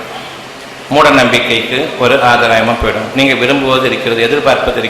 நன்மை எதிர்பார்த்திருந்தால் எப்படி போனதோ அதே மாதிரி அந்த பௌர்ணமி இரவு அன்று வந்ததோ அல்லது அமாவாசை இரவு அன்று வந்ததோ, வந்த அதே நாளே போய்விட்டது. பிறகு எப்படி பௌர்ணமிக்கும் அமாவாசைக்கும் தொடரும்? அந்த ராத்திரி வந்தது அரை மணி நேரம் இருந்துச்சு, போயிடுச்சு. இன்னும் அமாவாசை இருக்கத்தான் செய்யுது, அல்லது பௌர்ணமி இருக்கத்தான் செய்யுது. வந்ததும் போனதும் அதே நாள். வந்ததை மட்டும் கணக்காக போனதை கணக்கு வைக்க மாட்டான். ஏனென்றால் மனிதன் இன்னும் இறைவனை பற்றி சிந்திக்கவே ஆரம்பிக்கவில்லை. மகா நன்றி கெட்டவனாக இருக்கின்றான். இதற்கு ஒரு ஐதீகமாக ஏற்படுத்திவிட்டு பிறகு பரிகாரங்கள் என்ற பெயர் என்ன நடக்கிறது? உங்களுடைய சொத்துக்கள் சூறையாடப்படுகின்றன, அவ்வளவுதான். உங்களுக்கு புரியாத சில சேட்டைகள் அதிகமாகும், அவ்வளவுதான். சடங்குகள் என்ற பெயரில் அந்த சேஷ்டைகளை உங்களுடைய பூசாரிகள் செய்து கொண்டிருப்பார்கள், நீங்களும் அதை பற்றி திருத்தடைவீர்கள். இது நடந்து கொண்டிருக்கக்கூடிய ஒரு கலாச்சாரம் எல்லா மதங்களிலும். உங்களுடைய காற்று உங்களுக்கு உயிரோட்டம் அளிக்கக்கூடியது. அந்த காற்றில் இருப்பது என்ன என்பதை அறிந்து கொள்ளுங்கள். என்னுடைய மூச்சுக்காற்று சில சமயங்களில் நான் தெளிவடையும் பொழுது ஒரு பெரும் பிரச்சனையிலிருந்து அதை எப்படி நான் விடுவிப்பது என்று இருக்கும் பொழுது, என்னுடைய மூச்சே நின்று அழுத்தமாக ஆகிக்கொண்டிருக்கும் பொழுது, என்னுடைய ஒரு தேவை, நான் தான் இதை செய்து முடிக்க வேண்டும், இறைவனே என்ற அந்த ஒரு உணர்வு உள்ளுக்குள் இருக்கிறது. அதன் காரணமாக ஒரு விடிவு, ஒரு அழகான அறிவினுடைய வளர்ச்சி. அந்த வளர்ச்சியில் உங்களுக்கு அந்த பிரச்சனைக்குரிய முழுமையான முடிவு கிடைத்து விட்டது. அந்த நிமிடமே பெருமூச்சு, உயிர் மூச்சு. அந்த உயிர் மூச்சு நம்முடைய ஒவ்வொரு மூச்சாகவும் இருக்க வேண்டும். ஒவ்வொரு உயிர் மூச்சிலும் அறியும் திறனினுடைய அதிகரிப்பும் அதனுடைய உத்வேகமும் இருக்க வேண்டும். நாளைய வாழ்க்கைக்காக அறியும் திறன் நமக்கு அதிகரிக்க வேண்டும் என்றால் ஒவ்வொரு மூச்சிலும் உயிர் மூச்சு வேண்டும். அந்த உயிர் மூச்சு ஞானங்களுடைய அதிகரிப்பு. ஞானங்கள், இறைவனிடமுள்ள ஞானங்கள், காற்றில் ஞானங்கள் கலந்திருக்கின்றன என்பதை அறிய வேண்டும். இறைவன் அனுமதித்தால் அந்த ஞானங்கள் உங்களுக்கு உயிர் மூச்சாக, உங்களுடைய வாழ்க்கைக்கு ஒரு விடிவெளியாக அது அமையும். அப்படி இல்லை என்றால் அதே கெட்ட மூச்சுக்கள் தான், உபயோகம் இல்லாத மூச்சுக்கள். எந்த ஒரு மூச்சில் சிந்தனை இல்லையோ, சோகம் இருக்கிறதோ, அந்த மூச்சு உயிர் அற்ற ஜடமான ஒரு மூச்சாகும். அதில் உயிர் இல்லை. யார் பொறுமையை மேற்கொள்கின்றார்களோ அவர்களுக்கு மட்டுமே இந்த உயிர் மூச்சு. நீங்கள் அறிந்து கொள்ளுங்கள், இறைவனுடைய அனுமதி, இறைவன் அவர்களோடு இருக்கின்றான், பொறுமையாளர்கள் இறைவன் இருக்கின்றான். இப்பொழுது நீங்கள் அறிய வேண்டும், உங்களுடைய பொறுமைதான் உங்களுடைய இறைவனுடைய நெருக்கத்திற்கு முதல் படி. எந்த ஒரு விஷயத்தை பற்றியும் கவலைப்பட வேண்டாம். பொறுமை என்பது எதற்காக? ஒரு கஷ்டம் வரும்பொழுது அதே நேரம் இறைவனுடைய வாக்கு அங்கு உருவாகிறது, சுகமடையுங்கள். ஒரு பிரச்சனை ஏற்படும் பொழுது இறைவனுடைய அந்த உணர்வுகள், இறைவனுடைய வாக்குகள் பிரச்சனை நீங்க வேண்டும். பெரும் மனம் கொந்தளிப்பில் இருக்கும் பொழுது அதே நிமிடம், அதே நேரம், அதே தரும் இறைவனுடைய வாக்கு நிம்மதி அடையுங்கள். இப்பொழுது அந்த நிம்மதி எப்படி என்பதை, அது எங்கிருந்து அந்த வார்த்தை வந்தது என்பதை உணரும் பொழுது எங்கிருந்து வரவில்லை. அப்படியானால் சுயமாக அந்த வார்த்தை ஏன் இந்த நிலையில் வந்தது, இந்த நேரத்தில் ஏன் வந்தது? இறைவன் உங்கள் மீது அவ்வளவு பரிவு மிக்கவனாகவும் கருணை மிக்கவனாகவும் இரக்கமுடையவனாகவும் இருக்கின்றான். நீங்கள் திருந்துங்கள். இப்பொழுது இறைவன் ஒருவன் தான், மனிதர்கள் இல்லை. எனவே அந்த உயிர் மூச்சு உணர்வுகள் நம்பிக்கை கொடுக்கும் பொழுது அந்த நம்பிக்கை உங்களுடைய மூச்சாக இருக்கின்றது. அந்த நம்பிக்கை நாளைய வாழ்க்கைக்கு உங்களை தயார் செய்கிறது. எப்பொழுது நம்பிக்கை முற்றிலுமாக போய்விட்டதோ, இனி நான் பிழைக்க மாட்டேன் என்ற அந்த அளவுக்கு இறைவன் கொடுத்த அந்த வாக்கை நீங்கள் நிராகரிப்பீர்களோ, அப்பொழுது உயிர் மூச்சு செத்துவிட்டது. இனி நீங்கள் உங்களுடைய நாட்களின் எண்ணிக்கையை துவங்குங்கள். உங்களுடைய முடிவை எதிர்நோக்கி நீங்கள் காத்திருங்கள். வெறும் முடிவு அல்ல, வேதனையான முடிவு. வெறும் வேதனையான முடிவு அல்ல, இழிவு தரும் வேதனை உங்களுக்காக காத்திருக்கிறது என்பதை அறிந்து கொள்ளுங்கள். என்னுடைய உயிர் மூச்சில் இறைவனுடைய வாக்குகள் நிரம்பிக் கொண்டிருக்கின்றன. சுகமாக வேண்டும், பிரச்சனைகள் நீங்க வேண்டும், அமைதி வேண்டும், நிம்மதி வேண்டும், என்னுடைய குழப்பங்கள் நீங்க வேண்டும், என்னுடைய அறிவு அதிகரிக்க வேண்டும். அறிவின் போதாத்தன்மையை இவ்வளவுக்கும் காரணம். அறிவு வேண்டுமென்றால் பொறுமை வேண்டும். பொறுமையில் தான் சிந்தனை, சிந்தனையும் பொறுமையும், அதன் விளைவாக இறைவன் உங்களுக்கு அளிக்கக்கூடிய மகத்தான பாக்கியமிக்க அந்த அறிவும் அறிவின் திண்மையும் நாளைய வாழ்க்கைக்கு உங்களை கவலைக்கோ பயமோ இல்லாமல் வழிநடத்தும். யார் இறைவனுடைய வாக்குகளின் மீது உறுதியாக இருக்கின்றார்களோ அவர்கள் கவலைப்படவும் மாட்டார்கள், பயப்படவும் மாட்டார்கள். அவர்களுக்கு பயமும் கவலையும் நீங்கிவிட்டன. அவர்களுடைய அறியும் திறன் அதிகரித்ததன் காரணமாக நிச்சயமாக அவர்கள் தாம் வெற்றியாளர்கள். மேலும் அவர்களின் பொறுமையை மேற்கொள்ளுங்கள். இப்பொழுது நான் இறைவனை ஏற்றுக்கொண்டேன், இறைவனை நம்புகின்றேன் என்று கூறுவார்கள். நிச்சயமாக அது தவறான பேச்சு. இறைவனை யாரும் பார்த்ததில்லை, எனவே ஒட்டுமொத்தமாக அவனை நம்புவது என்பது கிடையாது. உங்களுக்காக இறைவன் கொடுத்த அந்த சூழ்நிலைக்கொப்ப இறைவன் கொடுத்த அந்த ஒரு நிவாரணம், சுகமடையுங்கள் என்ற அந்த ஒரு வாக்கு, அந்த ஒரு வாக்கு இறைவனிடமிருந்து வரக்கூடிய ஒரு நல்ல ஆசியாகும். இறைவனிடமிருந்துள்ள ஒரு நல் ஆசி, blessing. Take that blessing and hold on to it very firm and stand steadfast. உறுதியாக, நிலைப்பாடாக, உறுதியான நிலையுடன் அதை பாதுகாத்துக் கொள்ளுங்கள். Be firm in your belief. எதை உங்களுடைய இறைவன் உங்களுக்கு இறை உணர்வாக அமைத்தானோ அதுதான் இப்போதைய வாழ்க்கை, உங்களுக்கு அவசியமான வாழ்க்கை. பெரும் துன்பச்சூழல் நீங்க வேண்டும், அது ஒன்றுதான் உங்களுடைய வாழ்க்கை. இப்பொழுது வேறு எதுவுமா? பணம் சம்பாதிக்கணுமா? பெரும் துன்பச்சூழல், அடுத்த வினாடி உயிர் மூச்சு போகும். இப்பொழுது பணம் சம்பாதிக்கணுமா அல்லது உயிர் அந்த துன்பம் நீங்கணுமா? துன்பச்சூழல் நீங்கணுமா? யாரும் நீக்க முடியாது. அந்த க்ஷணத்தில் நிறைவேறி ஆக வேண்டும். எனவே இறைவனுடைய அந்த நல்லாசியை பெற்றுக்கொண்டீர்கள், நம்புங்கள். ஒரு க்ஷணமும் தாமதிக்க வேண்டாம், நம்புங்கள். நம்பிக்கை கொண்ட பிறகு சந்தேகம் கொள்ள வேண்டாம். நம்பிக்கை சந்தேகத்துடனும் நம்ப வேண்டாம், அதில் உங்களுக்கு பலன் இல்லை. இறைவன் உங்களுக்காக கொடுத்த இந்த நல்லாசியின் மீது உங்களுடைய நன்மைகளை நிலைநிறுத்திக் கொள்ளுங்கள். நன்மைகள் அது மட்டும்தான் இருக்கிறது. எனவே நான் இறைவனுடைய நல்வார்த்தைகளையும் நல்லாசிகளையும் நான் பெற்றுக்கொண்டேன், பிளஸிங்ஸ் நான் பெற்றுக்கொண்டேன், ஆசீர்வாதம் நான் பெற்றுக்கொண்டேன். இப்பொழுது நான் அந்த இறைவனிடம் வந்துள்ள அந்த ஆசீர்வாதத்தை, அந்த நல்லாசியை பூஜை செய்கிறேன். எந்த ஒரு விதமான ஒரு அறிவு கட்டத்தனத்தையும் கொண்டு இது எப்படி சாத்தியம் என்று கேட்க மாட்டேன். இறைவன் யாவற்றின் மீது மாற்றல் மிக்கவன். அவனன்றி, அவன் அனுமதியின்றி அணுவளவும் அசையாது என்பதை நாம் அறியாதவர்கள் இல்லை. அவனை நாம் கேள்வி கேட்பதற்கு இல்லை. இப்பொழுது துன்பச்சூழலில் இறைவன் ஒருவன் தான் என்று ஆகிவிட்டது. இப்பொழுது நம்புங்கள். ஏற்றுக்கொண்டேன் பல முறை நீங்கள் கூறுவீர்கள். ஏனென்றால் ஒரு ஏற்றுக்கொண்டேன், அடுத்து ஏற்றுக்கொண்டேன், இந்த ரெண்டுக்கும் இடையில் எப்படி என்ற கேள்வி ஊடுருவாமல் இருப்பதற்காக இறைவன் உங்களுக்காக பாதுகாப்பை அளித்தான். தொடர்ச்சியாக கொடுங்கள், இறைவனை என்று கூடுங்கள். ஒரு கொஞ்சம் கேப் இருந்தாலும் அதுக்குள்ள ஷைத்தானுடைய வார்த்தை எப்படி இது சரியாகும், அங்கு உங்களுடைய பிரார்த்தனை தவறிவிடும். எனவே அவ்வளவு வேகமாக கண்களையும் மூடிக்கொள்கின்றீர்கள். எதை பார்த்தாலும் நம்பிக்கை, இவற்றை போடாமல் வாட்ட போடாமல் நம்பிக்கை வந்துடும். மீண்டும் நாம் பெரும் துன்பங்களுக்காக விடுவோம். எனவே கண்ணையும் மூட வேண்டியிருக்கிறோம். உங்களுடைய இருதயத்தின் துடிப்பில் இறைவனுடைய உதவி வேண்டும் என்ற அந்த விருப்பம் மட்டும் இருக்கட்டும். சாதாரணமாக நிதானமான அந்த விருப்பம் இருக்கட்டும். வாயை திறந்து கூற வேண்டாம் இறைவனை பற்றி, இறைவனுடைய பிரார்த்தனைகளை வாயை திறந்து கூற வேண்டாம். அவன் ஏற்கனவே உங்களுக்கு குறிவிட்டான், நீங்கள் உங்களுடைய துன்பச்சூழலிலிருந்து விடுபட வேண்டும், உடனடியாக விடுபட வேண்டும் என்று அவன் உங்களுக்கு ஏற்கனவே அறிவித்து விட்டான். அது உங்களுடைய இருதயங்கள் விழித்துக் கொண்டிருக்கின்றது. வாய்களால் குறித்தெரிய வேண்டாம், நம்புங்கள், உள்ளடக்குங்கள். இனி உங்களுடைய அறியும் திறன் அதிகரிக்கும். அங்கு உங்களுடைய விடிவு இருக்கிறது. நாம் இனி நம்முடைய மூதாதையர்களை பின்பற்ற மாட்டோம். வழியாக எதை கற்றுக் கொடுக்கப்பட்டதோ பின்பற்ற மாட்டோம். இறைவன் உருவத்தினுடைய அடிப்படையில் நம்பக்கூடியவன் இல்லை. இறைவனை அவனுடைய நல்லாசிகளின் அடிப்படையில், நற்சொற்களின் அடிப்படையில், அந்த நற்கிருபையின் மீது நாம் அந்த எண்ணங்களை கொண்டு நம்பிக்கை கொள்கின்றோம். எண்ணங்கள் உருவாகும் பொழுது அந்த எண்ணம் தான் உங்களுடைய உயிர் மூச்சு என்பதை அறியுங்கள். நம்பினால் வாழ்க்கை இருக்கிறது, நம்பவில்லை என்றால் சோகத்தில் கவப்பட்டு இருதயம் நின்று போகும். நம்பிக்கை இல்லை என்றால் சோகம்தான். அப்பொழுதே அந்த மூதையை மூஞ்சாக மாறிவிடும். எப்போ பார்த்தாலும் அந்த மூதையை மூஞ்சை பார்க்க வேண்டியிருக்கிறது, கவலையோடவே உட்கார்ந்துட்டு இருப்பான். ஏனென்றால் நம்பிக்கை இங்கே இல்லை. எதன் மீது நம்பிக்கை? இறைவனுடைய வாக்கின் மீது நம்பிக்கை கொள்ளுங்கள். இவன் என்ன சொன்னா, அவன் என்ன சொன்னா, பிளட் சுகர் எவ்வளோ இருக்குது, பிபி எவ்வளோ இருக்குது, அதுதான் வேலைகளை ஆடிட்டு இருக்கணும். ஒரு நாளைக்கு மேலே நிற்கும், ஒரு நாளைக்கு கீழே நிற்கும். இப்போ ஏன் பார்க்குறீங்க? உங்களுக்கு என்ன வேணும், வேண்டது மட்டும் சரியாக நில்லுங்க. சுகம் வேண்டுமா வேண்டாமா? வேண்டும், அவ்வளவுதான். பிபி உங்களுக்கு இல்லை, சுகர் உங்களுக்கு இல்லை. இந்த ரிப்போர்ட்டெல்லாம் வச்சுட்டீங்க தெரியுமா வீட்டில்? வேண்டாம் டாக்டர், நீங்கள் ரிப்போர்ட் வச்சுக்க, சுகத்தை மட்டும் கொடுங்க, அப்படின்னா பணத்தை கொடுங்க சொல்லுங்க. ஏன் யோசிக்கிறது இல்லை? உங்களுக்கு எதுக்கு ரிப்போர்ட்டு? அந்த எக்ஸ்ரே பார்க்கக்கூடிய அந்த லாபில் பின்னால் டியூப்லைட் வச்சு போட்டுக்கலாம் பாரு, இங்கே இது இருக்குது, இங்கே இருக்குது, தலையாடிட்டு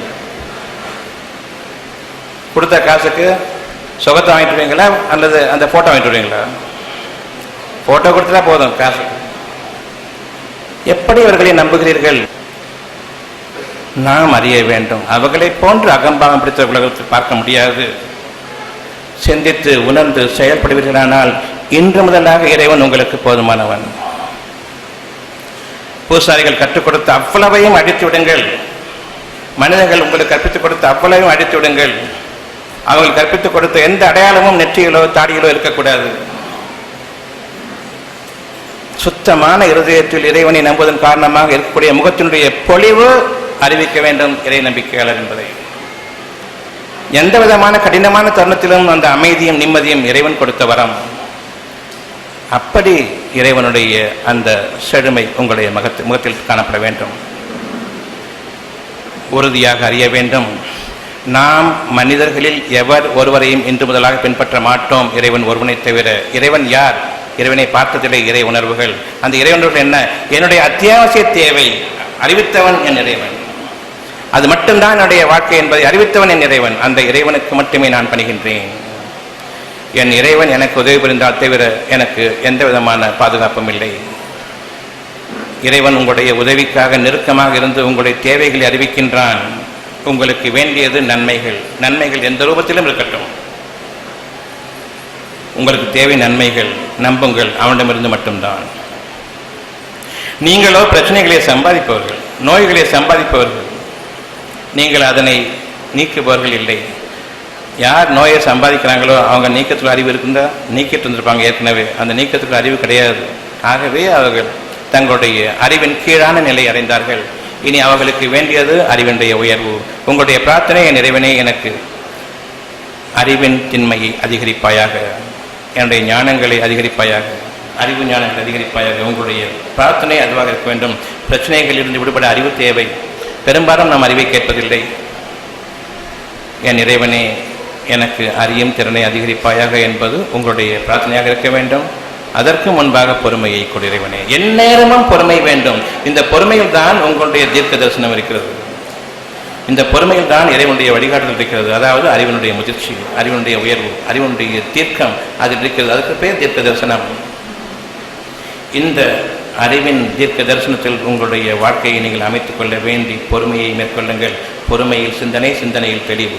தெளிவு என்பது குழப்பத்திலிருந்து விடுதலை, பிரச்சனைகளிலிருந்து உங்களுக்கு ஒரு மேன்மை. இனியும் பிரச்சனைகள் கிடையாது என்ற அளவுக்கு நாளைய வாழ்க்கையில் கவலையோ பயமோ அற்றவர்களாக உங்களுடைய முகம் செழுமையாக இருக்கும். நாளைய வாழ்க்கையை ஆறுதலுடனும் இறைவனுக்கு நன்றியோடும் எதிர்பார்க்கும். அந்த நன்றி கூடிய கூலி நிச்சயமாக நீங்கள் எதிர்பார்ப்பது இருக்கிறது. எந்த விதமான தீமையும் அதை தீண்டாது. ஒவ்வொருவருக்கும் இது ஒரு நல்லுபதேசமும் எச்சரிக்கையும். கோயில்கள், மசூதிகள், சர்ச்சுகள், இறை இல்லங்கள் கிடையாது. உங்களுடைய உள்ளங்கள், அதை மட்டும்தான் இறைவன் பார்க்கின்றான். நான் கொடுத்த அந்த ஒரு நல்லாசியை, நற்கிருபையை, அந்த ஒரு ஆசீர்வாதத்தை நீங்கள் ஏற்றுக்கொண்டீர்களா இல்லையா? அந்த உள்ளத்தை கவனிப்போன் இறைவன். ஏற்றுக்கொண்ட பிறகு அதனை சந்தேகிக்கின்றீர்களா? நிச்சயமாக இறைவனை சந்தேகிக்கும் போது இறைவன் உங்களுக்கு இல்லை. ஆகவே கொஞ்சம் வேதனையுடைய பாதகத்தை நீங்கள் சுவைத்து பாருங்கள். பிறகு நீங்கள் இறுதியாக இறைவனும் இருக்கின்றது. அந்த இறுதி மீட்சியிலிருந்து வரும்பொழுது தூய்மையானவர்களாக வருவீர்கள் என் இறைவனே என்று. அந்த ஒரு வேதனை உங்களை தீண்டுவதற்கு முன்பாக நீங்கள் இறைவன் பக்கம் திரும்புங்கள். அந்த வேதனை தீண்டிய பிறகு நீங்கள் இறைவன் பக்கம் திரும்புங்கள். நிச்சயமாக அப்பொழுதும் இறைவன் உங்களுக்காக இருக்கின்றார். ஏனென்றால் தூய்மையான உள்ளத்தை கொண்டு மட்டும்தான் நீங்கள் திரும்ப முடியும். கடும் வேதனை உங்களை பிடிக்கும் பொழுது, மனிதர்கள் இல்லை என்று ஆகிடும் பொழுது, அந்த கடுமையான வேதனையில் இருக்கும் பொழுது நிச்சயமாக நீங்கள் இறைவன் பக்கம் தான் திரும்பியாக வேண்டும். அந்த திரும்புதலின் போதும் மன்னிப்பான். அந்த அளவுக்கு போக வேண்டுமா? வேண்டாம். இப்பொழுது முதலாகவே இறைவன் ஒருவன் தான் என்ற அந்த அடிப்படையில் நீங்கள் வாருங்கள். என்னுடைய பெருமூச்சில் அழகான உயிர் மூச்சு, அந்த உயிர் மூச்சானது ஞானங்களோடு உள்ளிறங்கக்கூடிய என்னுடைய பிரச்சனைகளுக்கான ஒரு விடிவு. அறிந்து கொள்ளுங்கள், நிம்மதி பெருமூச்சு என்பது அந்த நிம்மதியில், அந்த பெருமூச்சில் உங்களுடைய இறைவனுடைய அனுமதியை கொண்டு அறிவின் ஞானங்கள் உயர்கின்றன. தெளிவு கிடைத்துவிட்டது. இனி பிரச்சனைகள் இல்லை. ஆகவே நிம்மதி பெருமூச்சு, அதுதான் உயிர் மூச்சு. அதில் தான் உயிரோட்டம் இருக்கின்றது. ஞானங்கள் இல்லாத அந்த காற்றில் உயிர் கிடையாது. என்னுடைய எண்ணங்கள் இருக்கின்றன. அந்த எண்ணங்களில் சந்தேகம் இல்லை. ஏனென்றால் சந்தேகமில்லாத அந்த உருப்பெறக்கூடிய எண்ணங்களின் மீது என்னுடைய முயற்சிக்கு இறைவன் அளித்த கோடி நீங்கள் விரும்புவது இருக்கிறது. நீங்கள் கேட்பது கிடைக்கும். இதற்கு மேல் என்ன வேண்டும்? இந்த உலக வாழ்க்கையில் சொர்க்க வாழ்க்கை என்னவென்றால், நீங்கள் விரும்புவது இருக்கிறது, நீங்கள் கேட்பது கிடைக்கும். எதனை இறைவன் அறிவித்து விட்டானோ அறிவித்து விட்டதில் அப்படியே நீங்கள் நம்புங்கள், விரும்பிவிடுங்கள், பிறகு சந்தேகிக்காதீர்கள். அவ்வளவும் இருக்கிறது சொர்க்க வாழ்க்கை. அது சிலவற்றை மட்டும் நம்ப ஆரம்பிக்கும் பொழுது நீங்கள் கேட்பதும் கிடைக்கும். பெரும்பாலும் நீங்கள் தவறிவிட்டுள்ளீர்கள். எதை நீங்கள் கேட்கின்றீர்களோ அதையாவது முழுமையாக நம்புங்கள். அதிலும் எனக்கு இணை வைத்து மனிதர்களுடைய அறிவையும் ஒன்றிணைக்காதீர்கள். பொறுமையை மேற்கொள்ளுங்கள். உங்களை உங்களுடைய நன்மைகள் வந்து அடையும். சும்மா இருந்தால் நன்மைகள் வந்துடுமோன்னு கேட்கக்கூடியவங்க இருக்காங்க. ஏதோ முயற்சி செய்ய வேண்டாமான்னு கையையும் காலையும் ஆட்டிக்கிட்டு இருந்தால் முயற்சி செய்யறான்னு அர்த்தம். எவ்வளோ வேகமாக ரோட்டில் அலையிறாரோ வேலை கூடன்னு முயற்சி செஞ்சுட்டு இருக்காரு. இதை விட கீழ்த்தரமான பிச்சை என்ன இருக்குது? தங்களுடைய முயற்சியின் காரணமாக இழிவை தவிர கிடையாது இல்லையா? தன்னம்பிக்கை பற்றி பேசுவார்கள், பிறரிடம் வேலை கேட்டு போவார்கள். அப்போ தன்னம்பிக்கைங்க, தன்னம்பிக்கைன்னா உங்களை மட்டும்தான் நம்பணும், ஏன் மற்றவங்களை நம்பணும்? வேலை கூடன்னு கேட்டு அப்புறம் நீங்கள் முதலாளியே நம்புறீங்க, உங்களையே நம்புறீங்க. நீங்கள் தவறு. நம்முடைய அடிப்படையே தவறு. மனிதர்களை நாம் பின்பற்றுவது தவறு. உங்களுடைய எண்ணங்களில் மட்டும் நீங்கள் வாழ்ந்து வாருங்கள். உங்களுடைய முயற்சிக்குரிய கூலி உங்களுக்கு மட்டும்தான், வேறு யாருக்கும் கிடையாது. சும்மா இருந்தால் வந்துடுவோமோன்னு கேட்குறாங்க, நன்மை கிடைச்சணும்னு கேட்குறாங்க. சும்மா இருக்கிறது பிரச்சனைகள் வருதில்லை. நான் பாட்டுக்கு அக்கடான்னு இருக்கிறேன், எனக்கு ஏண்டா இவ்வளோ பிரச்சனைகள் வருதா இல்லையா? அப்போ எவ்வளோ ஒருத்தன் வேலை செஞ்சுட்டான், உங்கள் வேலை தான் உங்களை அடைஞ்சதுன்னு தெரியல. அப்போ உன்னதமிழ் படிக்க போடுறோம். எப்படி வந்தது? சும்மா இருக்கும்போது உங்களுடைய பிரச்சனைகள். நான் யாருக்கு என்ன பாவம் செஞ்சேன் அப்போ மட்டும் சொல்ல தெரியுது. நீ ஏதோ பாவம் செஞ்சுருக்கிறோன்னு சொல்லிட்டு அதை ஜனங்கள் அறியறதுக்கு முன்னாடி முந்திக்கிறது. நான் யாருக்கு எப்போ பாவம் செஞ்சேன் அந்த டவுட் ஜனங்கள் வந்துடுறதுக்கு முன்னாடி நான் யாருக்கு என்ன பாவம் முந்திக்கிட்டேன் யாரும் கேட்க மாட்டாங்க இல்லையா? இவ்விதமாக உங்களுடைய தீமைகள் உங்களை வந்து அடைகின்றன. நீங்கள் எந்த விதமான முயற்சியும் அதன் அளவில் அதனை சம்பாதிப்பதற்காக மேற்கொள்ளாத நிலையில் வருதா இல்லையா? உங்களுடைய தவறுகளுக்கான கூலிகள் உங்களை தொடர்ந்து வருகின்றன. அல்லது நீங்கள் தவறு செய்யாமல் இருக்கும்போது பிரச்சனை வருமா? பிரச்சனைகள் வர்றது நான் சம்பாதிக்கிறதா அல்ல தன்னால் வருது? அவ்வளவு சுலபமாக சம்பாதிக்கிறோம், நமக்கே தெரியாது எப்போ எதுக்காக நம்ம வேலை செஞ்சோம்னு சொல்லிட்டு. அந்த அளவுக்கு எண்ணங்களில் நாம் தவறை மேற்கொண்டிருக்கின்றோம். அந்த எண்ணங்கள் கெட்ட எண்ணங்கள், பிறரை பற்றிய கெட்ட எண்ணங்கள் பொறாமை மட்டும்தான். பிறரை பற்றிய கெட்ட எண்ணங்கள் பொறாமையும், தன் பெருமையின் காரணமாக பிறரை இழிவாக பார்ப்பதும், இந்த இரண்டு கேடுகளும் நம்மிடம் மலிந்துவிட்டன. எண்ணங்கள் உங்களுக்கு தவறுகளை கொண்டு வருகின்றன என்பதை அறியுங்கள். நான் பெருமை கொள்ளும் பொழுது 4 பேர் மதிக்கிற மாதிரி நான் வாழணுங்கிறது தான் பொதுவான ஒரு எண்ணம் இல்லையா? நீங்கள் 4 பேர் உங்களை மதிக்கணும்னு சொன்னால் 4 பேர் உங்களுக்கு கீழே இருக்கணும் இல்லையா? 4 பேரை மிதிக்கணும்னா நான் மதிக்கணுமா? 4 பேர் மதிக்கணும் நீங்கள் நினைக்கும் போது 4 பேரை நான் மிதிக்கணுங்கிறதான உண்மை. இந்த கேடு போதாது. பிறரை இழிவாக பார்ப்பதும் பிறரை இழிவாக மதிப்பதும் மனிதர்களுடைய வார்த்தைகள், அலங்காரமான வார்த்தைகள். கெட்ட மனிதர்களுடைய இந்த ஸ்லோகங்களை நீங்கள் பின்பற்றாதீர்கள். அவமானங்களை தவிர உங்களால் சம்பாதிக்க முடியாது. இறைவன் உங்களுக்கு எதனை உங்களுக்காக அறிவிக்கின்றானோ அதன் அளவில் நீங்கள் திரும்புங்கள், விரும்புங்கள், அமைதியை மேற்கொள்ளுங்கள். மனிதர்களுடைய பேச்சை கேட்க வேண்டாம். ஆயிரம் பேச்சுக்கள் இறைவனிடமிருந்து உங்களுக்கு நல்லாசிகளாக ஒவ்வொரு மூச்சிலும் இறங்கிக் கொண்டிருக்கின்றன. நாம் தவறுகின்றோம். இந்த மரமண்டையை வச்சுத்தான் கேள்வி கேட்கறது எப்படி சாத்தியம் சொல்லிட்டு இறைவனுடைய அந்த ஆற்றலை, உங்களுடைய படிப்பாற்றல் இருக்கு இல்லையா, அதை வச்சுக்கிட்டு இதை கேள்விக்கிறது எப்படின்னு சொல்லிட்டு கடைசியில் வந்து நீயே எனக்கு செஞ்சு கொடுத்துன்னு சொல்லிட்டு அவனோட திரும்பக்கூடிய ஒரு நேரம் வருமே, அப்போ இந்த மரமண்டை காலியாயிடும். உங்களுடைய நாளைய வாழ்க்கைக்கு படிப்பு உதவாது. ஞானங்கள், புது அறிவு மலர வேண்டும். அது இறைவனிடமிருந்து உங்களுடைய படிப்பை கொண்டல்ல. அது பட்ட படிப்பு, பட்டு போன படிப்பு. அதற்கும் உங்களுக்கும் சம்பந்தம் கிடையாது. நாளைய வாழ்க்கைக்கும் உங்களுக்கும் சம்பந்தம் கிடையாது. நான் என்னுடைய புத்தகங்களை நான் 2வது வகுப்பு படிக்கும் பொழுது அன்று ஆரம்பித்த செருப்படி அவ்வளவு பிடிக்காது, அவ்வளவு அசிங்கமாக இருக்கும். அம்மா என்று கற்றுக்கொள்றதுக்கு ஆனா, மானா, புள்ளி, மாவண்ணா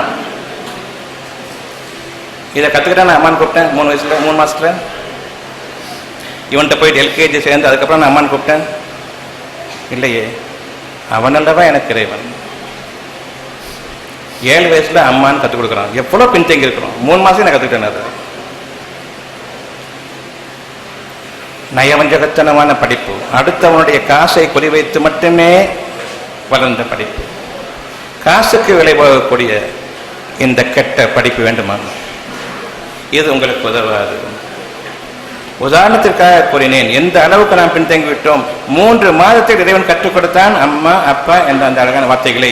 7 வயசுல ஆனா அவனை கற்றுக்கிட்டு அம்மா கற்று. இவர் தான் அப்பா.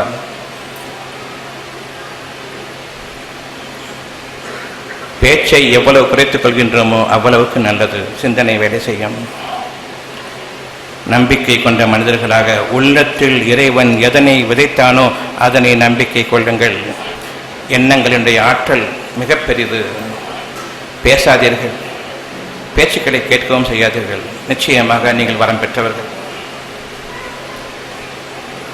மெடிக்கல் படிப்பு படிக்கும் பொழுதெல்லாம் எப்போடா இந்த சனியை முடியும் தான் இருப்பேன். ஒவ்வொன்றும் தப்பு, ஒவ்வொன்றும் தப்பு. அவ்வளவும் வீண் வளவள வார்த்தைகள், எதுக்குமே உதவாது. இதை படித்து இந்த டிகிரி வேலை வாங்கணுமா, அதுக்கப்புறம் நான் அதை ப்ராக்டிஸ் பண்ணணும், எத்தனை பேர் சாகடிக்கணும்னா வாழ்நாள் முழுமைக்கும் சாகடிக்க வேண்டும். இன்று சாகடித்துக் கொண்டிருப்பதை போன்று எங்கிருந்து வந்தது அக்குபஞ்சர் ஞானம்? ஒரு புள்ளியில், ஒரு செகண்ட்ல, கண்ணிமைக்கும் நேரத்தில் சுகமாகக்கூடிய அந்த ஆற்றல் எங்கிருந்து வந்தது? இவர்கள் கூறுவார்கள், டாக்டருக்கு இறையறல் இருக்குது, ஆனாலும் ரொம்ப கேர்ஃபுல்லாக கரெக்டாக அந்த பாயிண்டை பிடிச்சிட்டாரு. மண்ணாங்கட்டி ஒன்றும் கிடையாது, நம்பிக்கைக்குரிய கூலி அங்கு. ஆனாலும் பலர் நீங்கள் தான் தெய்வம் மாதிரி சொல்லும் போது முடியாது, இதை நான் மறுக்கிறேன். நிச்சயமாக கிடையாது, இறைவன் ஒருவன் தான், அவனிடம் திரும்ப வேண்டும். ஆனால் இவர்கள் என்னை தெய்வமாக எவ்வளவு சொன்னாலும் அதையே பேசுகின்றார்கள். எனக்கு இந்த அக்குபங்க்சர் செய்யக்கூடிய இந்த வழிமுறையும் பிடிக்கவில்லை. இதன் காரணமாக நான் கொலை செய்துவிட்டாலும் பரவாயில்லை, ஆங்கில மருத்துவத்தில் இப்பொழுது நான் அவர் இறைவனை விட்டுமே வழிநடக்கின்றேன், என்னை நீங்கள் தான் தெய்வம் என்று கூறும்போது இதற்கு பாவ மன்னிப்பு கிடையாது. எனவே இறைவனை நீ உதவி செய்தால் தவிர எனக்கு வழி இல்லை. வித்தின் 1 month ஊசி தேவையில்லை, நினைக்க சரியா போகும். இப்போ முன்னாடி இருக்கும் பொழுது சுகமாகுது. அவங்கள்ட்ட கேட்குறேன், நான் உங்களை தொடவும் இல்லை, கையை பிடிச்சி இது வரைக்கும் நாடி பார்த்து நாடியும் பார்க்கல, நீங்கள் உங்களுடைய கஷ்டங்களை கூறினீர்கள், என்னுடைய பிரார்த்தனை இப்பொழுது சுகமாக இருக்கிறது. யார் சுகப்படுத்தியது? நான் தொடரல, அவங்களை ஊசி போடல, ஒன்றும் செய்யலை. இப்போ யார் சுகமாக்கியது? அவர்களுடைய வாயிலிருந்து இப்பொழுது வரும் நிச்சயமாக கடவுள் தான். இப்பொழுது என்னுடைய வழி நியாயமான வழி. அந்த ஒரு சோதனைக்குள்ளாகும் பொழுது ஒரு நாளைக்கு அக்குபஞ்சரில் 1.5 லட்சம் ரூபாய் ஒவ்வொரு நாளும் சம்பாதித்துக் கொண்டிருந்த நிலையை ஒரே நாளில் விற்றறிந்தது தான். அதற்கு பிறகு வந்து கொண்டிருந்த நூற்றுக்கணக்கான பேஷண்ட் வரவில்லை. ஏனென்றால் நம்பிக்கை இல்லை, அது எனக்கு தேவையில்லாதது. பலரும் கூறினார்கள், நீங்கள் இந்த மாதிரி வேண்டாம், நீங்கள் படைவர் ஊசியாக நாங்கள் வர்றோம், நீ உலகத்து நிறைய தங்கத்தை கொட்டி கொடுத்தாலும் சரி தேவையில்லை, நீங்களும் வராமல் போனாலும் சரி தேவையில்லை, எனக்கு என் இறைவன் என்னை பாதுகாப்பான். ஆக உங்களுடைய பொருள்களை நம்பி நீங்கள் வாழ்க்கை வாழ்வது கூடாது. இறைவனுடைய அருளை மட்டுமே நம்பி வாழுங்கள். இறைவன் அருளாளனா பொருளாளனா? இறைவன் பொருளாளனா அருளாளனா? அருளாளன். ஆகவே நீங்கள் உங்களுடைய பிரார்த்தனையில் பொருளை கேட்கின்றீர்கள். எனக்கு நல்ல வியாபாரத்தை கொடு, நல்ல லாபத்தை கொடு, எனக்கு இந்த பிளேஸ்மெண்ட்டை கொடு, இந்த அதிகாரத்தை கொடு. எந்த பிரார்த்தனையும் இறைவனிடம் செல்வதில்லை. மாறாக யார் கேட்டுக்கொண்டிருப்பது அந்த பிரார்த்தனையை? இறைவன் இல்லை என்றால் யார்? இறைவன் கேட்கவில்லை என்றால் இறைவனிடம் செல்லாது இந்த பிரார்த்தனை. அவன் அருளாளன். நீங்கள் பொருளை கேட்கின்றீர்கள், அதிகாரத்தை கேட்கின்றீர்கள், வரம்பு மீறுவதற்காக வேண்டி, அநியாயத்திற்காக நீங்கள் கேட்கின்றீர்கள். நீங்கள் அநியாயக்காரர்கள். இறைவன் கேட்கவில்லை. இப்படி யார் கேட்டுக்கொண்டிருப்பது அந்த வார்த்தையை? ஷைத்தான். இனி உங்களுக்கான கேடான வாழ்க்கை ஆரம்பமாகிறது. பொருளை கேட்காதீர்கள், அருளை கேளுங்கள். இப்போ உங்களுக்கு ஒரு அறியும் திறன் இருக்குது, செயல்திறன் இருக்குது. இந்த செயல்திறனை கொண்டுதானே உங்களுடைய பொருள் சம்பாதிக்கிறீங்க. அந்த செயல்திறன் தான் உங்களுக்கு அதிகரிக்கணும். அந்த செயல்திறன் அருள் தானே.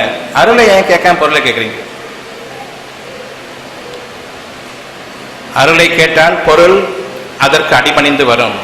பொருள் ஒரு அடிமை, அருளுக்கு அடிமை பொருள். அருளை கேளுங்கள், அறிவின் திறனை கேளுங்கள், வேறு எதனையும் கேட்க வேண்டாம். அந்த அறிவின் திறனில் நீங்கள் 600 கோடி மக்களுக்கு மேலாக இருப்பீர்கள். ஒரு சிறு அறிவினுடைய வளர்ச்சி போதும் உலக மக்கள் உங்களை ஏற்று பார்ப்பதற்கு. ஒவ்வொருவரும் அப்படி கண்டுபிடிப்பாளர்கள் ஆக வேண்டும், இன்வென்டர்ஸாக ஆகணும். புதிய அறிவு இறைவனிடமிருந்து கிடைக்கப்பட்ட அந்த பாக்கியவான்களாக நீங்கள் ஆக வேண்டும். பள்ளி படிப்பை எந்த அளவுக்கு நீங்கள் துச்சமாக மதிக்கின்றீர்களோ அந்த அளவுக்கு இறைவனிடமிருந்துள்ள ஆற்றல் 600 கோடி மக்கள் இந்த உலகத்தில் வாழ்கிறார்கள் என்றால் அவர்களுக்கு மேலாக நீங்கள் ஒவ்வொருவரும் தனித்தனிய முறையே. இந்த உலகம் சொர்க்கம், யாரும் யாரையும் நம்பி இருப்பதற்கில்லை. உங்களுடைய இறைவனிடம் பொருளை கேட்காதீர்கள், நிச்சயமாக ஷைத்தான் மட்டுமே கேட்கின்றான். உங்களுக்கு வழிகாட்டு நிச்சயமாகிவிட்டது. அருளை கேளுங்கள், அறிவை கேளுங்கள். அறிவு என்பது பொருள் இல்லை, எனவே அருள். அருளாளனிடம் நீங்கள் பொருளை கேட்கின்றீர்கள், அளவற்ற அருளாளனே பொருளை கொடுங்கள். வார்த்தைகளை இவர்கள் படிக்கிறார்கள், ஆனால் உணர்வதில்லை. இறை உணர்வுகள் அங்கு இல்லை, மனிதர்களுடைய வழிமுறைகள் தான் இருக்கின்றன.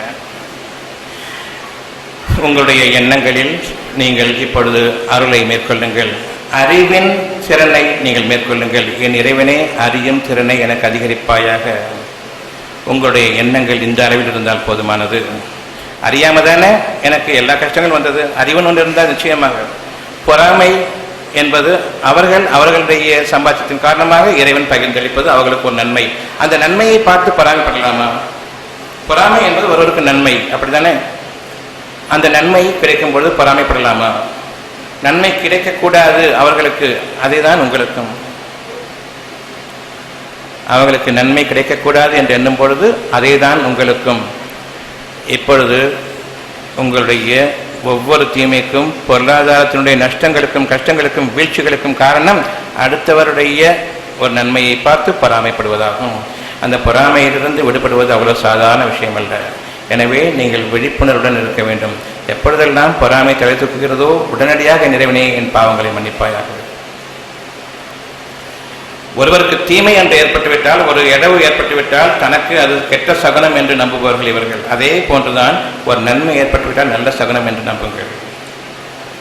எப்பொழுது பொறாமைப்படுகின்றீர்களோ நல்ல சகுனம் விடுபட்டுவிட்டது, இனி வர வேண்டியது நின்றுவிட்டது. சின்ன சின்ன விஷயங்களில் சம்பாதிக்கக்கூடிய மகத்தான அறிவின் வளர்ச்சியை நாம் கெடுத்துக் கொள்கின்றோம். பெருமையின் காரணமாக, பிறரை இழிவுபடுத்தும் விதமாக நான் வாழ வேண்டும் என்று விரும்பும் பொழுதும், பொறாமையின் காரணமாக நல்ல நிலையில் அமைத்திருக்க அவன் நாசமா போகணும்னு நினைக்கிறதும். இந்த இரண்டும் நம்முடைய வாழ்க்கையில் நாம் நமக்காக சம்பாதித்துக் கொண்டிருக்கும் சாபக்கேடு. இறைவனிடமுள்ள கோபமும் வெறுப்பும் நம் மீது நிச்சயமாகிவிட்டது. நீங்கள் பொறாமைப்பட வேண்டாம், பெருமைக்காக வாழவும் வேண்டாம். அமைதிக்காகவும் நிம்மதிக்காகவும் மேலான ஞானங்களுக்காகவும் மற்ற மனிதர்களுக்கு முன்பாக வழிகாட்டியாக அமைய வேண்டும், முன்னுதாரணமாகவும் எடுத்துக்காட்டாக வாழ வேண்டும் என்பதற்காக நீங்கள் வாழுங்கள். அவர்களை அருளின் பக்கம் திருப்புவதற்காக. இன்று முதலாக நீங்கள் பெரும் பொருளாதார நஷ்டப்படி நீங்கள் அருளை கேளுங்கள், அறியும் திறனை கேளுங்கள். அடுத்தது பொறுமையை மேற்கொள்ளுங்கள்.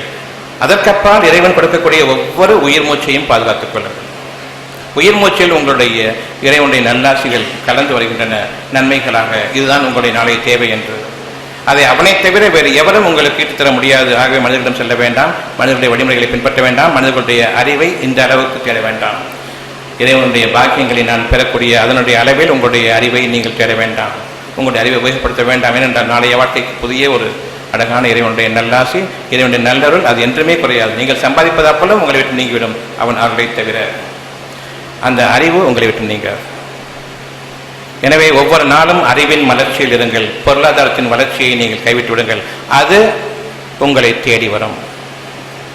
அருள் இருந்தால் பொருள் என்பது உங்களுடைய அடிமை என்பதை நீங்கள் அறியுங்கள், சந்தேகம் இல்லாமல் அறியுங்கள். அருளை பின்பற்றி நாய் மாதிரி ஓடி வரும் அந்த பொருள். பணமும் தங்கமும் வெள்ளியும் வைடூரியமும் நாய் மாதிரி பின்னாடி ஓடி வரும். அந்த அளவுக்கு அதை மதியுங்கள். உங்களுடைய நகைகளும் உங்களுடைய பணமும் உங்களுடைய வைரங்களும் நாய்கள் என்பதை அறியுங்கள். எந்த அளவுக்கு நான் சொல்வதனுடைய உண்மையை உங்களுடைய உணர்வுபூர்வமாக அது உள்ளுக்குள் இறங்குகிறதோ அந்த அளவுக்கு இதனுடைய பாக்கியம் இன்று உங்களுக்கு நிச்சயமாகிவிட்டது. படிப்பு ஒரு செருப்பு என்பதை அறியுங்கள். உங்களுடைய பொருள் ஒரு நாய்க்கு சமமான அசிங்கம் என்பதை அறியுங்கள். அருள் இறைவனிடமிருந்து பொறுமையை மேற்கொள்ளுங்கள், நம்பிக்கை கொள்ளுங்கள். நாயை எந்த அளவுக்கு அசுத்தமாக பார்ப்பேனோ அந்த அளவுக்கு பொருளை நீங்கள் மதிக்க வேண்டும். தங்கத்தையும் வெள்ளியையும் அந்த அளவுக்கு மதிக்க வேண்டும். அட்சய திருதை வருது, செருப்பால் அடிங்காத, போகாதீங்க. நிச்சயமாக சிரிப்பதற்காக நான் சொல்லவில்லை. பாவத்திற்கு மன்னிப்பு தேடுங்கள். இது ஒரு காலகட்டம். உயர்வான வாழ்க்கைக்காக நாம் வளர்ந்தோங்க வேண்டிய நேரம். என் இறைவனே இதனை என் இருதயத்தை உண்மைப்படுத்துவாயாக என்று பிரார்த்தனை மேற்கொள்ளுங்கள். இந்த சத்தியத்தை உறுதியாக்குவாயாக, கொஞ்சமும் நான் இதிலிருந்து தவழ்ந்துட வேண்டாம். அந்த சத்தியத்தை அறிகின்றீர்கள். நம்பிக்கை கொள்ளுங்கள். இறைவனுடைய வாக்குகள் ஒவ்வொரு மூச்சிலும் உயிர் மூச்சாக அந்த நல்லாசி இறங்கிக் கொண்டிருக்கின்றது. அந்த ஆசீர்வாதம் பிளஸிங்ஸை விற்ற வேண்டாம். அதனை கொண்டு மனிதரிடம் செல்லாதீர்கள். அசுத்தமானவர்கள், பொருளை நம்புபவர்கள் அவர்கள் செல்ல வேண்டாம். அருளுக்காக காத்திருங்கள். அந்த அருளின் வளர்ச்சியை கொண்டு உங்களுக்கு எதனை ஒரு மறைவான நன்மையாக விதித்தானோ அதனை உருவாக்கக்கூடிய சக்தியை கொடுப்பான். அன்று நீங்கள் கண்டுபிடிப்பாளர்களாக மாறுவீர்கள். பிற மனிதர்களுக்கு முன்பாக ஒரு எடுத்துக்காட்டாக வாழ்வீர்கள். இந்த வாழ்க்கை உங்களுக்கு வேண்டும். அதனுடைய அருளில் ஒரு பாகமாக, ஒரு முன்னுதாரணமாக உங்களுக்கு முன்பாக இருக்கக்கூடிய இந்த அத்தாட்சி, மருந்துகளோ மாத்திரைகளோ வேண்டாம். நினைத்தால் சுகம். இதனுடைய கண்டுபிடிப்பு பொருள்களே கிடையாது. இங்கும் அங்கும் எந்த பொருளும் கிடையாது. நினைக்க சுகம். அந்த நம்பிக்கையின் காரணமாக, இறை நம்பிக்கையின் காரணமாக இது உங்களுக்கு ஒரு முழு உந்துதலாக, நன்மைக்கு ஒரு உறைவிடமாக உங்களுடைய இருதயத்தில் உறைந்திருக்க வேண்டும். அமைதியாக அது அங்கு தங்கியிருக்க வேண்டும். எந்த ஒரு சரணமும் அதனை தூண்டி பார்க்கக்கூடாது, அலசி பார்க்கக்கூடாது. எப்படி, ஏன் என்ற கேள்வி வேண்டாம். வேண்டுமா வேண்டாமா, வேண்டும், அவ்வளவுதான். எப்படி என்ற கேள்வி அகம்பாவமான கேள்வி. அது எப்படி சாத்தியம் என்ற கேள்வி அகம்பாவமான ஒரு கேள்வியாகும். இறைவனுடைய அதிருப்திக்கு நாம் ஆளாகிவிட வேண்டாம். அவனுடைய அருளுக்கு ஆளாகும். என்ன வேண்டும் விரும்புங்கள். விரும்பிய பிறகு என் இறைவனே இந்த விருப்பத்தின் மீது நம்பிக்கையை உறுதியாக்கிவை. அந்த நம்பிக்கை தான் நாளைய வாழ்க்கைக்கு ஆதாயம். அவநம்பிக்கை இன்றே நான் இறந்துவிட்டேன். ஆக நல்லாசியின் மீது நம்பிக்கை கேளுங்கள். நான் இறைவனை நம்புவேன் என்று கூற வேண்டாம். இறைவனுடைய ஆசைகளை நம்புவோம். இறைவன் எதை கொடுத்தானோ அதனை ஏற்றுக்கொள்ளுங்கள், அதனை நம்புங்கள். இறைவனை நீங்கள் பார்த்ததில்லை, இறைவனுடைய நல்லாசிகளை நம்புங்கள். அவ்வளவுதான். இறைவனுடைய வார்த்தைகளை நம்புவது அவனை காணப்படுத்துவதாகும். இறைவனுடைய வார்த்தைகளையும், இறைவனுடைய அருட்கொடைகளையும், இறைவனுடைய நல்லாசிகளையும், நற்கிருபையையும், அவன் கொடுத்திருக்கிற ஆசீர்வாதம், சுகமான நன்மையான உணர்வுகள், அதனை நம்புங்கள். அது இறைவனுக்கு சேர்க்கக்கூடிய கண்ணியம். அதனை நீங்கள் உதாசீனப்படுத்தக்கூடாது. உங்களுடைய அறிவை கொண்டு சீண்டி பார்க்கக்கூட முடியாது என்று சொல்லி பார்க்க நிச்சயமாக முடியாது. இந்த அடிப்படையை கொண்டு இன்று நீங்கள் ஒவ்வொருவரும் என்னென்ன தேவைகள் இருக்கின்றனவோ அது இறைவனிடமிருந்துள்ள நல்லாசி. எந்த தேவையாக இருந்தாலும் சரி, மனநல பிரச்சனை, உடல்நல பிரச்சனை, குடும்ப பிரச்சனை, சமுதாய பிரச்சனை, பொருளாதார பிரச்சனை, எதுவாக இருந்தாலும் சரி, இறைவன் சொல்கின்றான் சுகமடைய வேண்டும். ஒரே வார்த்தை, அவ்வளவுதான். ஆகுக என்ற மாத்திரத்தில் ஆகிவிட்டது. நீங்கள் நம்பிக்கை அவனோடு சேர்ந்து கொண்டாட விட. அவன் கொடுக்க நம்பிக்கை கொள்ளுங்கள். அவன் ஆக வேண்டும் பொழுது ஆகிவிட்டது என்று நம்பிக்கை கொள்ளுங்கள். எப்படி என்று கேட்க பெரும் இடைவெளி விழுந்துவிட்டது. எனவே ஒரு காலத்தவணை நிர்ணயிக்கப்பட்டதாக ஆகிவிட்டது. அந்த காலத்தவணை வரையில் நீங்கள் பொறுமையை மேற்கொள்ள வேண்டும். சந்தேகம் என்ற ஒன்று இறைவனுடைய நல்லாசி வரும்பொழுது, எப்படி என்ற ஒரு கேள்வி வரும்பொழுது பெரும் இடைவெளி நிச்சயமாக இருக்கிறது. உங்களை தயார்படுத்துவதற்காக, உறுதியாக தயார்படுத்துவதற்காக சில சோதனைகளோடு பிறகு அதை கொண்டு வருகின்றான். இது இறைவனிடமிருந்து கிடைத்ததான் என்று அன்று நீங்கள் உணர வேண்டாம். ஒவ்வொரு நற்செய்தியையும், இறைவனிடமிருந்துள்ள கிருபையையும் நல்லாசியையும் இன்று நம்பிக்கை கொள்ள பழகுங்கள். இன்று முதலாக உங்களுடைய தீமைகள் அவ்வளவும் நீங்கிவிட்டன. இப்பொழுது இந்த நன்மைகளை நீங்கள் வீட்டுக்கு போகும்பொழுது மறந்துவிடக்கூடும். இது உங்களுக்கு மட்டும்தான் சொல்லப்படுவதாக இருக்கிறது. இதை நீங்கள் வீரில் எவரும் சொல்ல வேண்டாம். அவர்களுக்கு புரிந்து கொள்ள சொல்ல சக்தி கிடையாது. மீண்டும் தங்களுடைய வழிமுறைகளை கொண்டே உங்களை எதிர்கொள்ள நினைப்பார்கள். அது எப்படி சாத்தியம்? நீ கனவுலகத்தில் இருக்கிற இந்த மாதிரியெல்லாம் பேச்சு மீண்டும் உங்களை பழைய நிலைக்கு திருப்பிவிடும். எனவே உங்களுடைய இருதயத்தில் மட்டும் கொள்ளுங்கள். இந்த சத்தியத்தை நீங்கள் வளர்த்து கொண்டு வாருங்கள். பிற மனிதர்களிடம் பேசுவதற்கு இது தருணம் அல்ல. நீங்கள் இறைவனுடைய அருளை கொண்டு வளர்ந்து வரும் பொழுது, இந்த அருளின் காரணமாக பொருள்கள் உங்களை துரத்துமே, அப்பொழுது பார்ப்பார்கள் நீங்கள் யார் என்பதை. அன்று கூறுங்கள் உங்களுடைய நற்செய்திகளுக்குரிய வழிமுறைகளை, அப்பொழுது ஏற்றுக்கொள்வார்கள். இப்பொழுது நீங்கள் பிற மனிதர்களுக்கு கூறுவதற்குரிய தகுதி படைக்கவில்லை. உங்களை நீங்கள் உயர்த்திக் கொள்வதற்காக கூறப்பட்ட இந்த ஒரு நற்செய்தி உங்களுக்கு மட்டும்தான். ஆக இந்த வகுப்பை கேட்ட பிறகு இப்பொழுது உங்களுக்கு என்ன குறை இருக்கிறது? உங்களுடைய அறிவு என்ற அந்த கெட்ட குறையை தவிர, கேடுகெட்ட அந்த அறிவை தவிர என்ன குறை இருக்கு? குறைதான், அறிவின் குறைபாடுதான் என்னுடைய குறை என்று அதை நான் நீக்கிவிட்டேன். இனி நிறை மட்டும்தான் இறைவனுடைய வார்த்தைகள். நம்புவதை தவிர உங்களுக்கு என்ன இருக்கிறது? நம்பிக்கை கொண்ட பிறகு என் இறைவனை நம்பிக்கை உறுதிப்படுத்திவை. எந்த சமயத்தையும் குறைஞ்சிடலாம். ஒரு சோதனை வரும்போது தளர்ந்து போயிடலாம். இப்போ நீங்கள் கேட்கக்கூடிய இந்த பிரார்த்தனை அந்த சமயத்தில் உங்களை உறுதியாக நிலைத்திருக்கும். என் இறைவனை பொறுமையை கொடு. எந்த ஒரு தனக்கும் அவசரப்படக்கூடாது. பொறுமை மேற்கொள்ளுங்கள். எனவே இப்பொழுது முதலாகவே பொறுமை மேற்கொள்ளுங்கள். கோபம் வரும்பொழுது பொறுமையை மேற்கொள்ளுங்கள், அடக்குங்கள். நிச்சயமாக ஒவ்வொரு நன்மைக்கும் மகத்தான் நற்பொழி இருக்கிறது. நீங்கள் செய்யக்கூடிய எந்த ஒரு நன்மையையும் நிச்சயமாக வீணாக்கிவிட மாட்டான். ஒவ்வொன்றையும் அருளின் பக்கம் திருப்புகின்றான், அரியின் திறனின் பக்கம் திருப்புகின்றான். அந்த அரியின் திறன் ஏற்படும்போது உங்களுக்காக வரும்பொழுது அகிலங்களும் சினம் பணியும், உங்களுக்காக பணிந்து வரும். இந்த அரியின் திறனை கொண்டு அகிலங்களின் மீது ஆட்சி புரியக்கூடிய அந்த மகத்தான தருணத்தை நீங்கள் தருணத்திற்காக நீங்கள் காத்திருங்கள். இவர்கள் இப்பொழுது சந்திரனுக்கு போயிருக்கிறார்கள். அங்கிருந்து ஒரே ஒரு கல்லை கொண்டு வந்தால் அது என்ன பிரச்சனை, என்ன இருக்குதெல்லாம் ஒன்றும் தெரியாது, அந்த நன்மைகள் என்ன ஒன்றும் தெரியாது. இங்கு இருந்தபடியே நீங்கள் உங்களுடைய அகிலங்களை ஆட்சி செய்ய வேண்டும். இந்த பூமி உங்களுடைய ஆபீஸ். எண்ணங்களுக்கு அடிபணிய வேண்டும். சூரியன் வெப்பம் அதிகமாக இருக்கின்றது, மேகம் வேண்டுமென்றால் வர வேண்டும். இந்த சூரியன் மேகத்தை ஒரு அணுவளவும் தீண்ட முடியாது, மேகத்தினுடைய குளிர்ச்சியை தொட முடியாது. உங்களுடைய குளிர்ச்சி அவ்வளவாக அமைய வேண்டும். மேகங்களுக்கு மேலே எவ்வளவுதான் சூரியன் வந்தாலும் சின்ன மேகம்தான், அதை காய வைக்க முடியாது, அந்த குளிர்ச்சியை வெப்பமாக்க முடியாது. நம்ம பக்கெட்டில் தண்ணி வச்சுருந்தோம்னு சொன்னால் ஒரு 10 நிமிஷம் சூடாக போயிடும் வெளியே வச்சுருந்தோம். ஆனால் இந்த மேகத்தில் இவ்வளவு பெரிய சூரியனை ஒளிப்பதில் படும்போது கூட அசையாமல் இருக்கும், ஒன்றும் தொட முடியாது. அப்படிப்பட்ட ஒரு அறிவு நமக்கு வேண்டும். இந்த டெக்னாலஜி எனக்கு வேணும். ஓவர் ஹெட் டேங்க் எனக்கு வேண்டாம். ஜல்லி, கம்பு, இரும்பு, செம்பு எல்லாத்தையும் வச்சுட்டு நான் ஓவர் ஹெட் டேங்க் கட்டுறேன். ஒரு வாளி தண்ணியை தவிர கையெல்லாம் அந்து போகுது, ஒரே அடிக்கக்கூடிய வெள்ளம் மேலே பறந்து ஓடுது. இந்த டெக்னாலஜி வேணும் என்னை வீட்டுக்கு மேலே வைக்கிறதுக்கு. இந்த டெக்னாலஜி வேணும் எனக்கு, நம்புங்க. இந்த இன்ஜினியரிங் டெக்னாலஜி வேணாம், எது வேணும் உங்களுக்கு? மேலே பார்க்குறீங்களே, மலைகளை போன்ற மேகங்கள் பறந்தோடுகின்றன. அவற்றில் கட்டிகள், ஐஸ் கட்டிகள் கீழே இருந்தால் மண்டை பொத்து போகும், மிதந்து கொண்டு செல்கின்றன. இந்த டெக்னாலஜி எனக்கு வேணும், விரும்புங்கள். என் இறைவனே நல்லறிவை கொடு. இந்த கெட்ட இன்ஜினியரிங் அறிவு வேண்டாம், உன்னுடைய அறிவை கொடு. கேளுங்க, காமிச்சிட்டு இருக்கும்போது கேளுங்க. ப்ரீகர்சர் டு த வாட்டர், அந்த மழை நீருக்கு முன்பாக இருக்கக்கூடிய அழகான அந்த ஒரு அமைப்பு, மேகத்தினுடைய அமைப்பு, அது குளிர்ச்சி, அது வேண்டும். விரும்பும் பொழுது நீங்கள் அதிலிருந்து தண்ணீரை கிடைக்க, சுத்தமான தண்ணீரை கிடைக்கப்பட, சுத்தமான காற்றும் அதிலிருந்து வெளிப்பட மேகங்களை உருவாக்கக்கூடிய அந்த அறிவு வேண்டும். விரும்புங்கள், அழகான விருப்பம். உங்களுடைய இந்த வகையிலான நம்புவதற்கும் முடியாத அந்த மனித சமுதாயமே உங்களை பார்த்து சிரிக்குமே, அப்படிப்பட்ட தேவைகளின் மீது நீங்கள் விருப்பம் கொள்ளுங்கள். நிச்சயமாக நான் அனுமதித்தால் தவிர அந்த விருப்பம் அங்கு தோன்றி இருக்காது.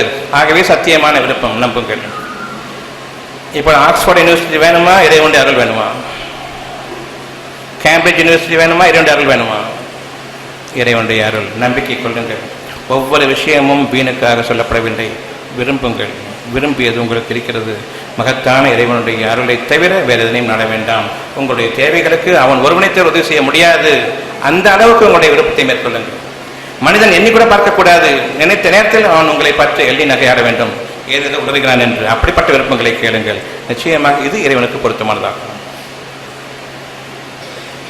அவற்றை நம்பும் பொழுதுதான் உங்களுடைய சின்ன சின்ன விஷயங்கள் நோய் குணமாக வேண்டும், இது சரியாக போகணும், அது சரியாக போகணும், இந்த மாதிரி விஷயங்கள் தான் உங்களுக்கு நிறைவேற இருக்கின்றன. நினைத்த மாத்திரத்தில் எதிர்கேள்வி என்று ஒன்று கிடையாது. யோசித்த கூட வராது. அப்படிப்பட்ட ஒரு நம்பிக்கை வேண்டும், ஏற்றுக்கொள்ளக்கூடிய அந்த தன்மை வேண்டும். இறைவன் கொடுத்த அந்த வாக்கியங்களுக்கு நிகராக எதுவும் இல்லை. அவனுடைய நல்லாசிகளை நான் தவற விடுபவன் இல்லை. அப்படி தவற விடுவேனால் என்னை போன்று நஷ்டவாரி இல்லை என்பதையும் நான் அறிய வேண்டும். இன்று உங்களுக்கு எந்த விதமான குறையும் இல்லை. இறைவனுடைய நல்லாசையை நான் அறிவித்து விட்டேன். இறைவன் இல்லை, இறைவனுடைய வாக்குகள் இருக்கின்றன. அந்த வாக்குகளை பூஜை செய்யுங்கள். அதாவது சந்தேகத்தை கொண்டு கலங்கப்படுத்தாதீர்கள். இது பூஜிப்பதாம். இன்று முதலாக உங்களுடைய பூஜை அறைகளிலும், கோயில்களிலும், மசூதிகளிலும், தர்காக்களிலும், சர்ச்சுகளிலும் நடைபெறக்கூடிய அந்த வழிமுறைகள் மனிதர்களுக்கு உரிய வழிமுறைகளை தவிர இறைவனுக்குரிய வழிமுறைகள் இல்லை. அது இறைவனை சென்றடையாது. பொருளின் அடிப்படையில் நீங்கள் செய்யக்கூடிய ஒவ்வொன்றும் சேட்டைகள், சடங்குகள், சம்பிரதாயங்கள். இந்த சேட்டைகள் இறைவனிடம் செல்லாது, கடுமையான கோபத்திற்காகவும். எனவே பூஜையை இங்கு ஆரம்பிக்க வேண்டும். இறைவனை நான் நம்புகின்றேன் என்று கூற வேண்டாம். இறை வாக்குகளை ஏற்றுக்கொண்டேன், வாக்குகளை, நல்லாசியை, பிளஸிங்ஸ் ஏற்றுக்கொண்டேன். ஸோ அந்த பிளஸிங்ஸை விட்ட வேண்டாம். நன்மைகள் அவ்வளவு 2 பிளஸிங்ஸ். அதை விட்டுட்டு மனுஷன்ட்ட போய் நீ ப்ளஸ் பண்ணு, நீ ப்ளஸ் பண்ணு, அவனே ஒரு உதவாக்குற பிளஸ்ஸிங். இவன்ட்ட அவன் காலை தொட்டு அவன் தலையை கை வச்சு வடிகேட்டில் இருந்து நாம் தெளிவான பாதைக்கு வந்திருக்கின்றோம். நிச்சயமாக இறைவனுடைய நல்லாசை என்று நம் மீது நிலைத்திருக்க நம்முடைய பிரார்த்தனையாவது இறுதியாக, என் இறைவனே, நீ எதனை எனக்கு நன்மையாக அறிவிக்கின்றாயோ அதன் மீது ஏற்றுக்கொள்ளக்கூடிய ஒரு பக்குவத்தை கொடு. ஏற்றுக்கொண்ட பிறகு நான் நிராகரிக்கக்கூடாது, நம்பிக்கையை உறுதியாக்கி வை. உறுதி கொண்ட பிறகு பொறுமையை கொடு. யாவற்றுக்கும் மேலாக நல்லறிவை கொடு. நல்லறிவை கொடு அருளாளனே, நீ அளவற்ற அருளாளன். ஒரே ஒரு நன்மை தான் அவனிடமிருந்து உங்களை தொட வேண்டும். உலகத்தினுடைய பொருள் உங்களுக்கு ஆளுடையது. ஆக இறைவனுடைய ஒரு அருளுக்காக காத்திருங்கள். It is worth waiting for whole of your life.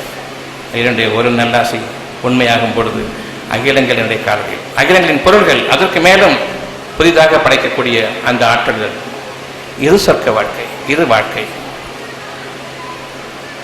உங்களுடைய தேவைகள் இன்று முழுமையாக்கப்பட்டுவிட்டன. நாளைய வாழ்க்கைக்கு எந்த குறையும் இல்லாமல் இன்று முழுமையாக்கப்பட்டுவிட்ட இந்த வாழ்க்கையின் அடிப்படையில் உங்களுடைய வாழ்க்கையை ஆரம்பியுங்கள். நிச்சயமாக பிரார்த்தனைகள் மீண்டும் புரிகின்றேன்.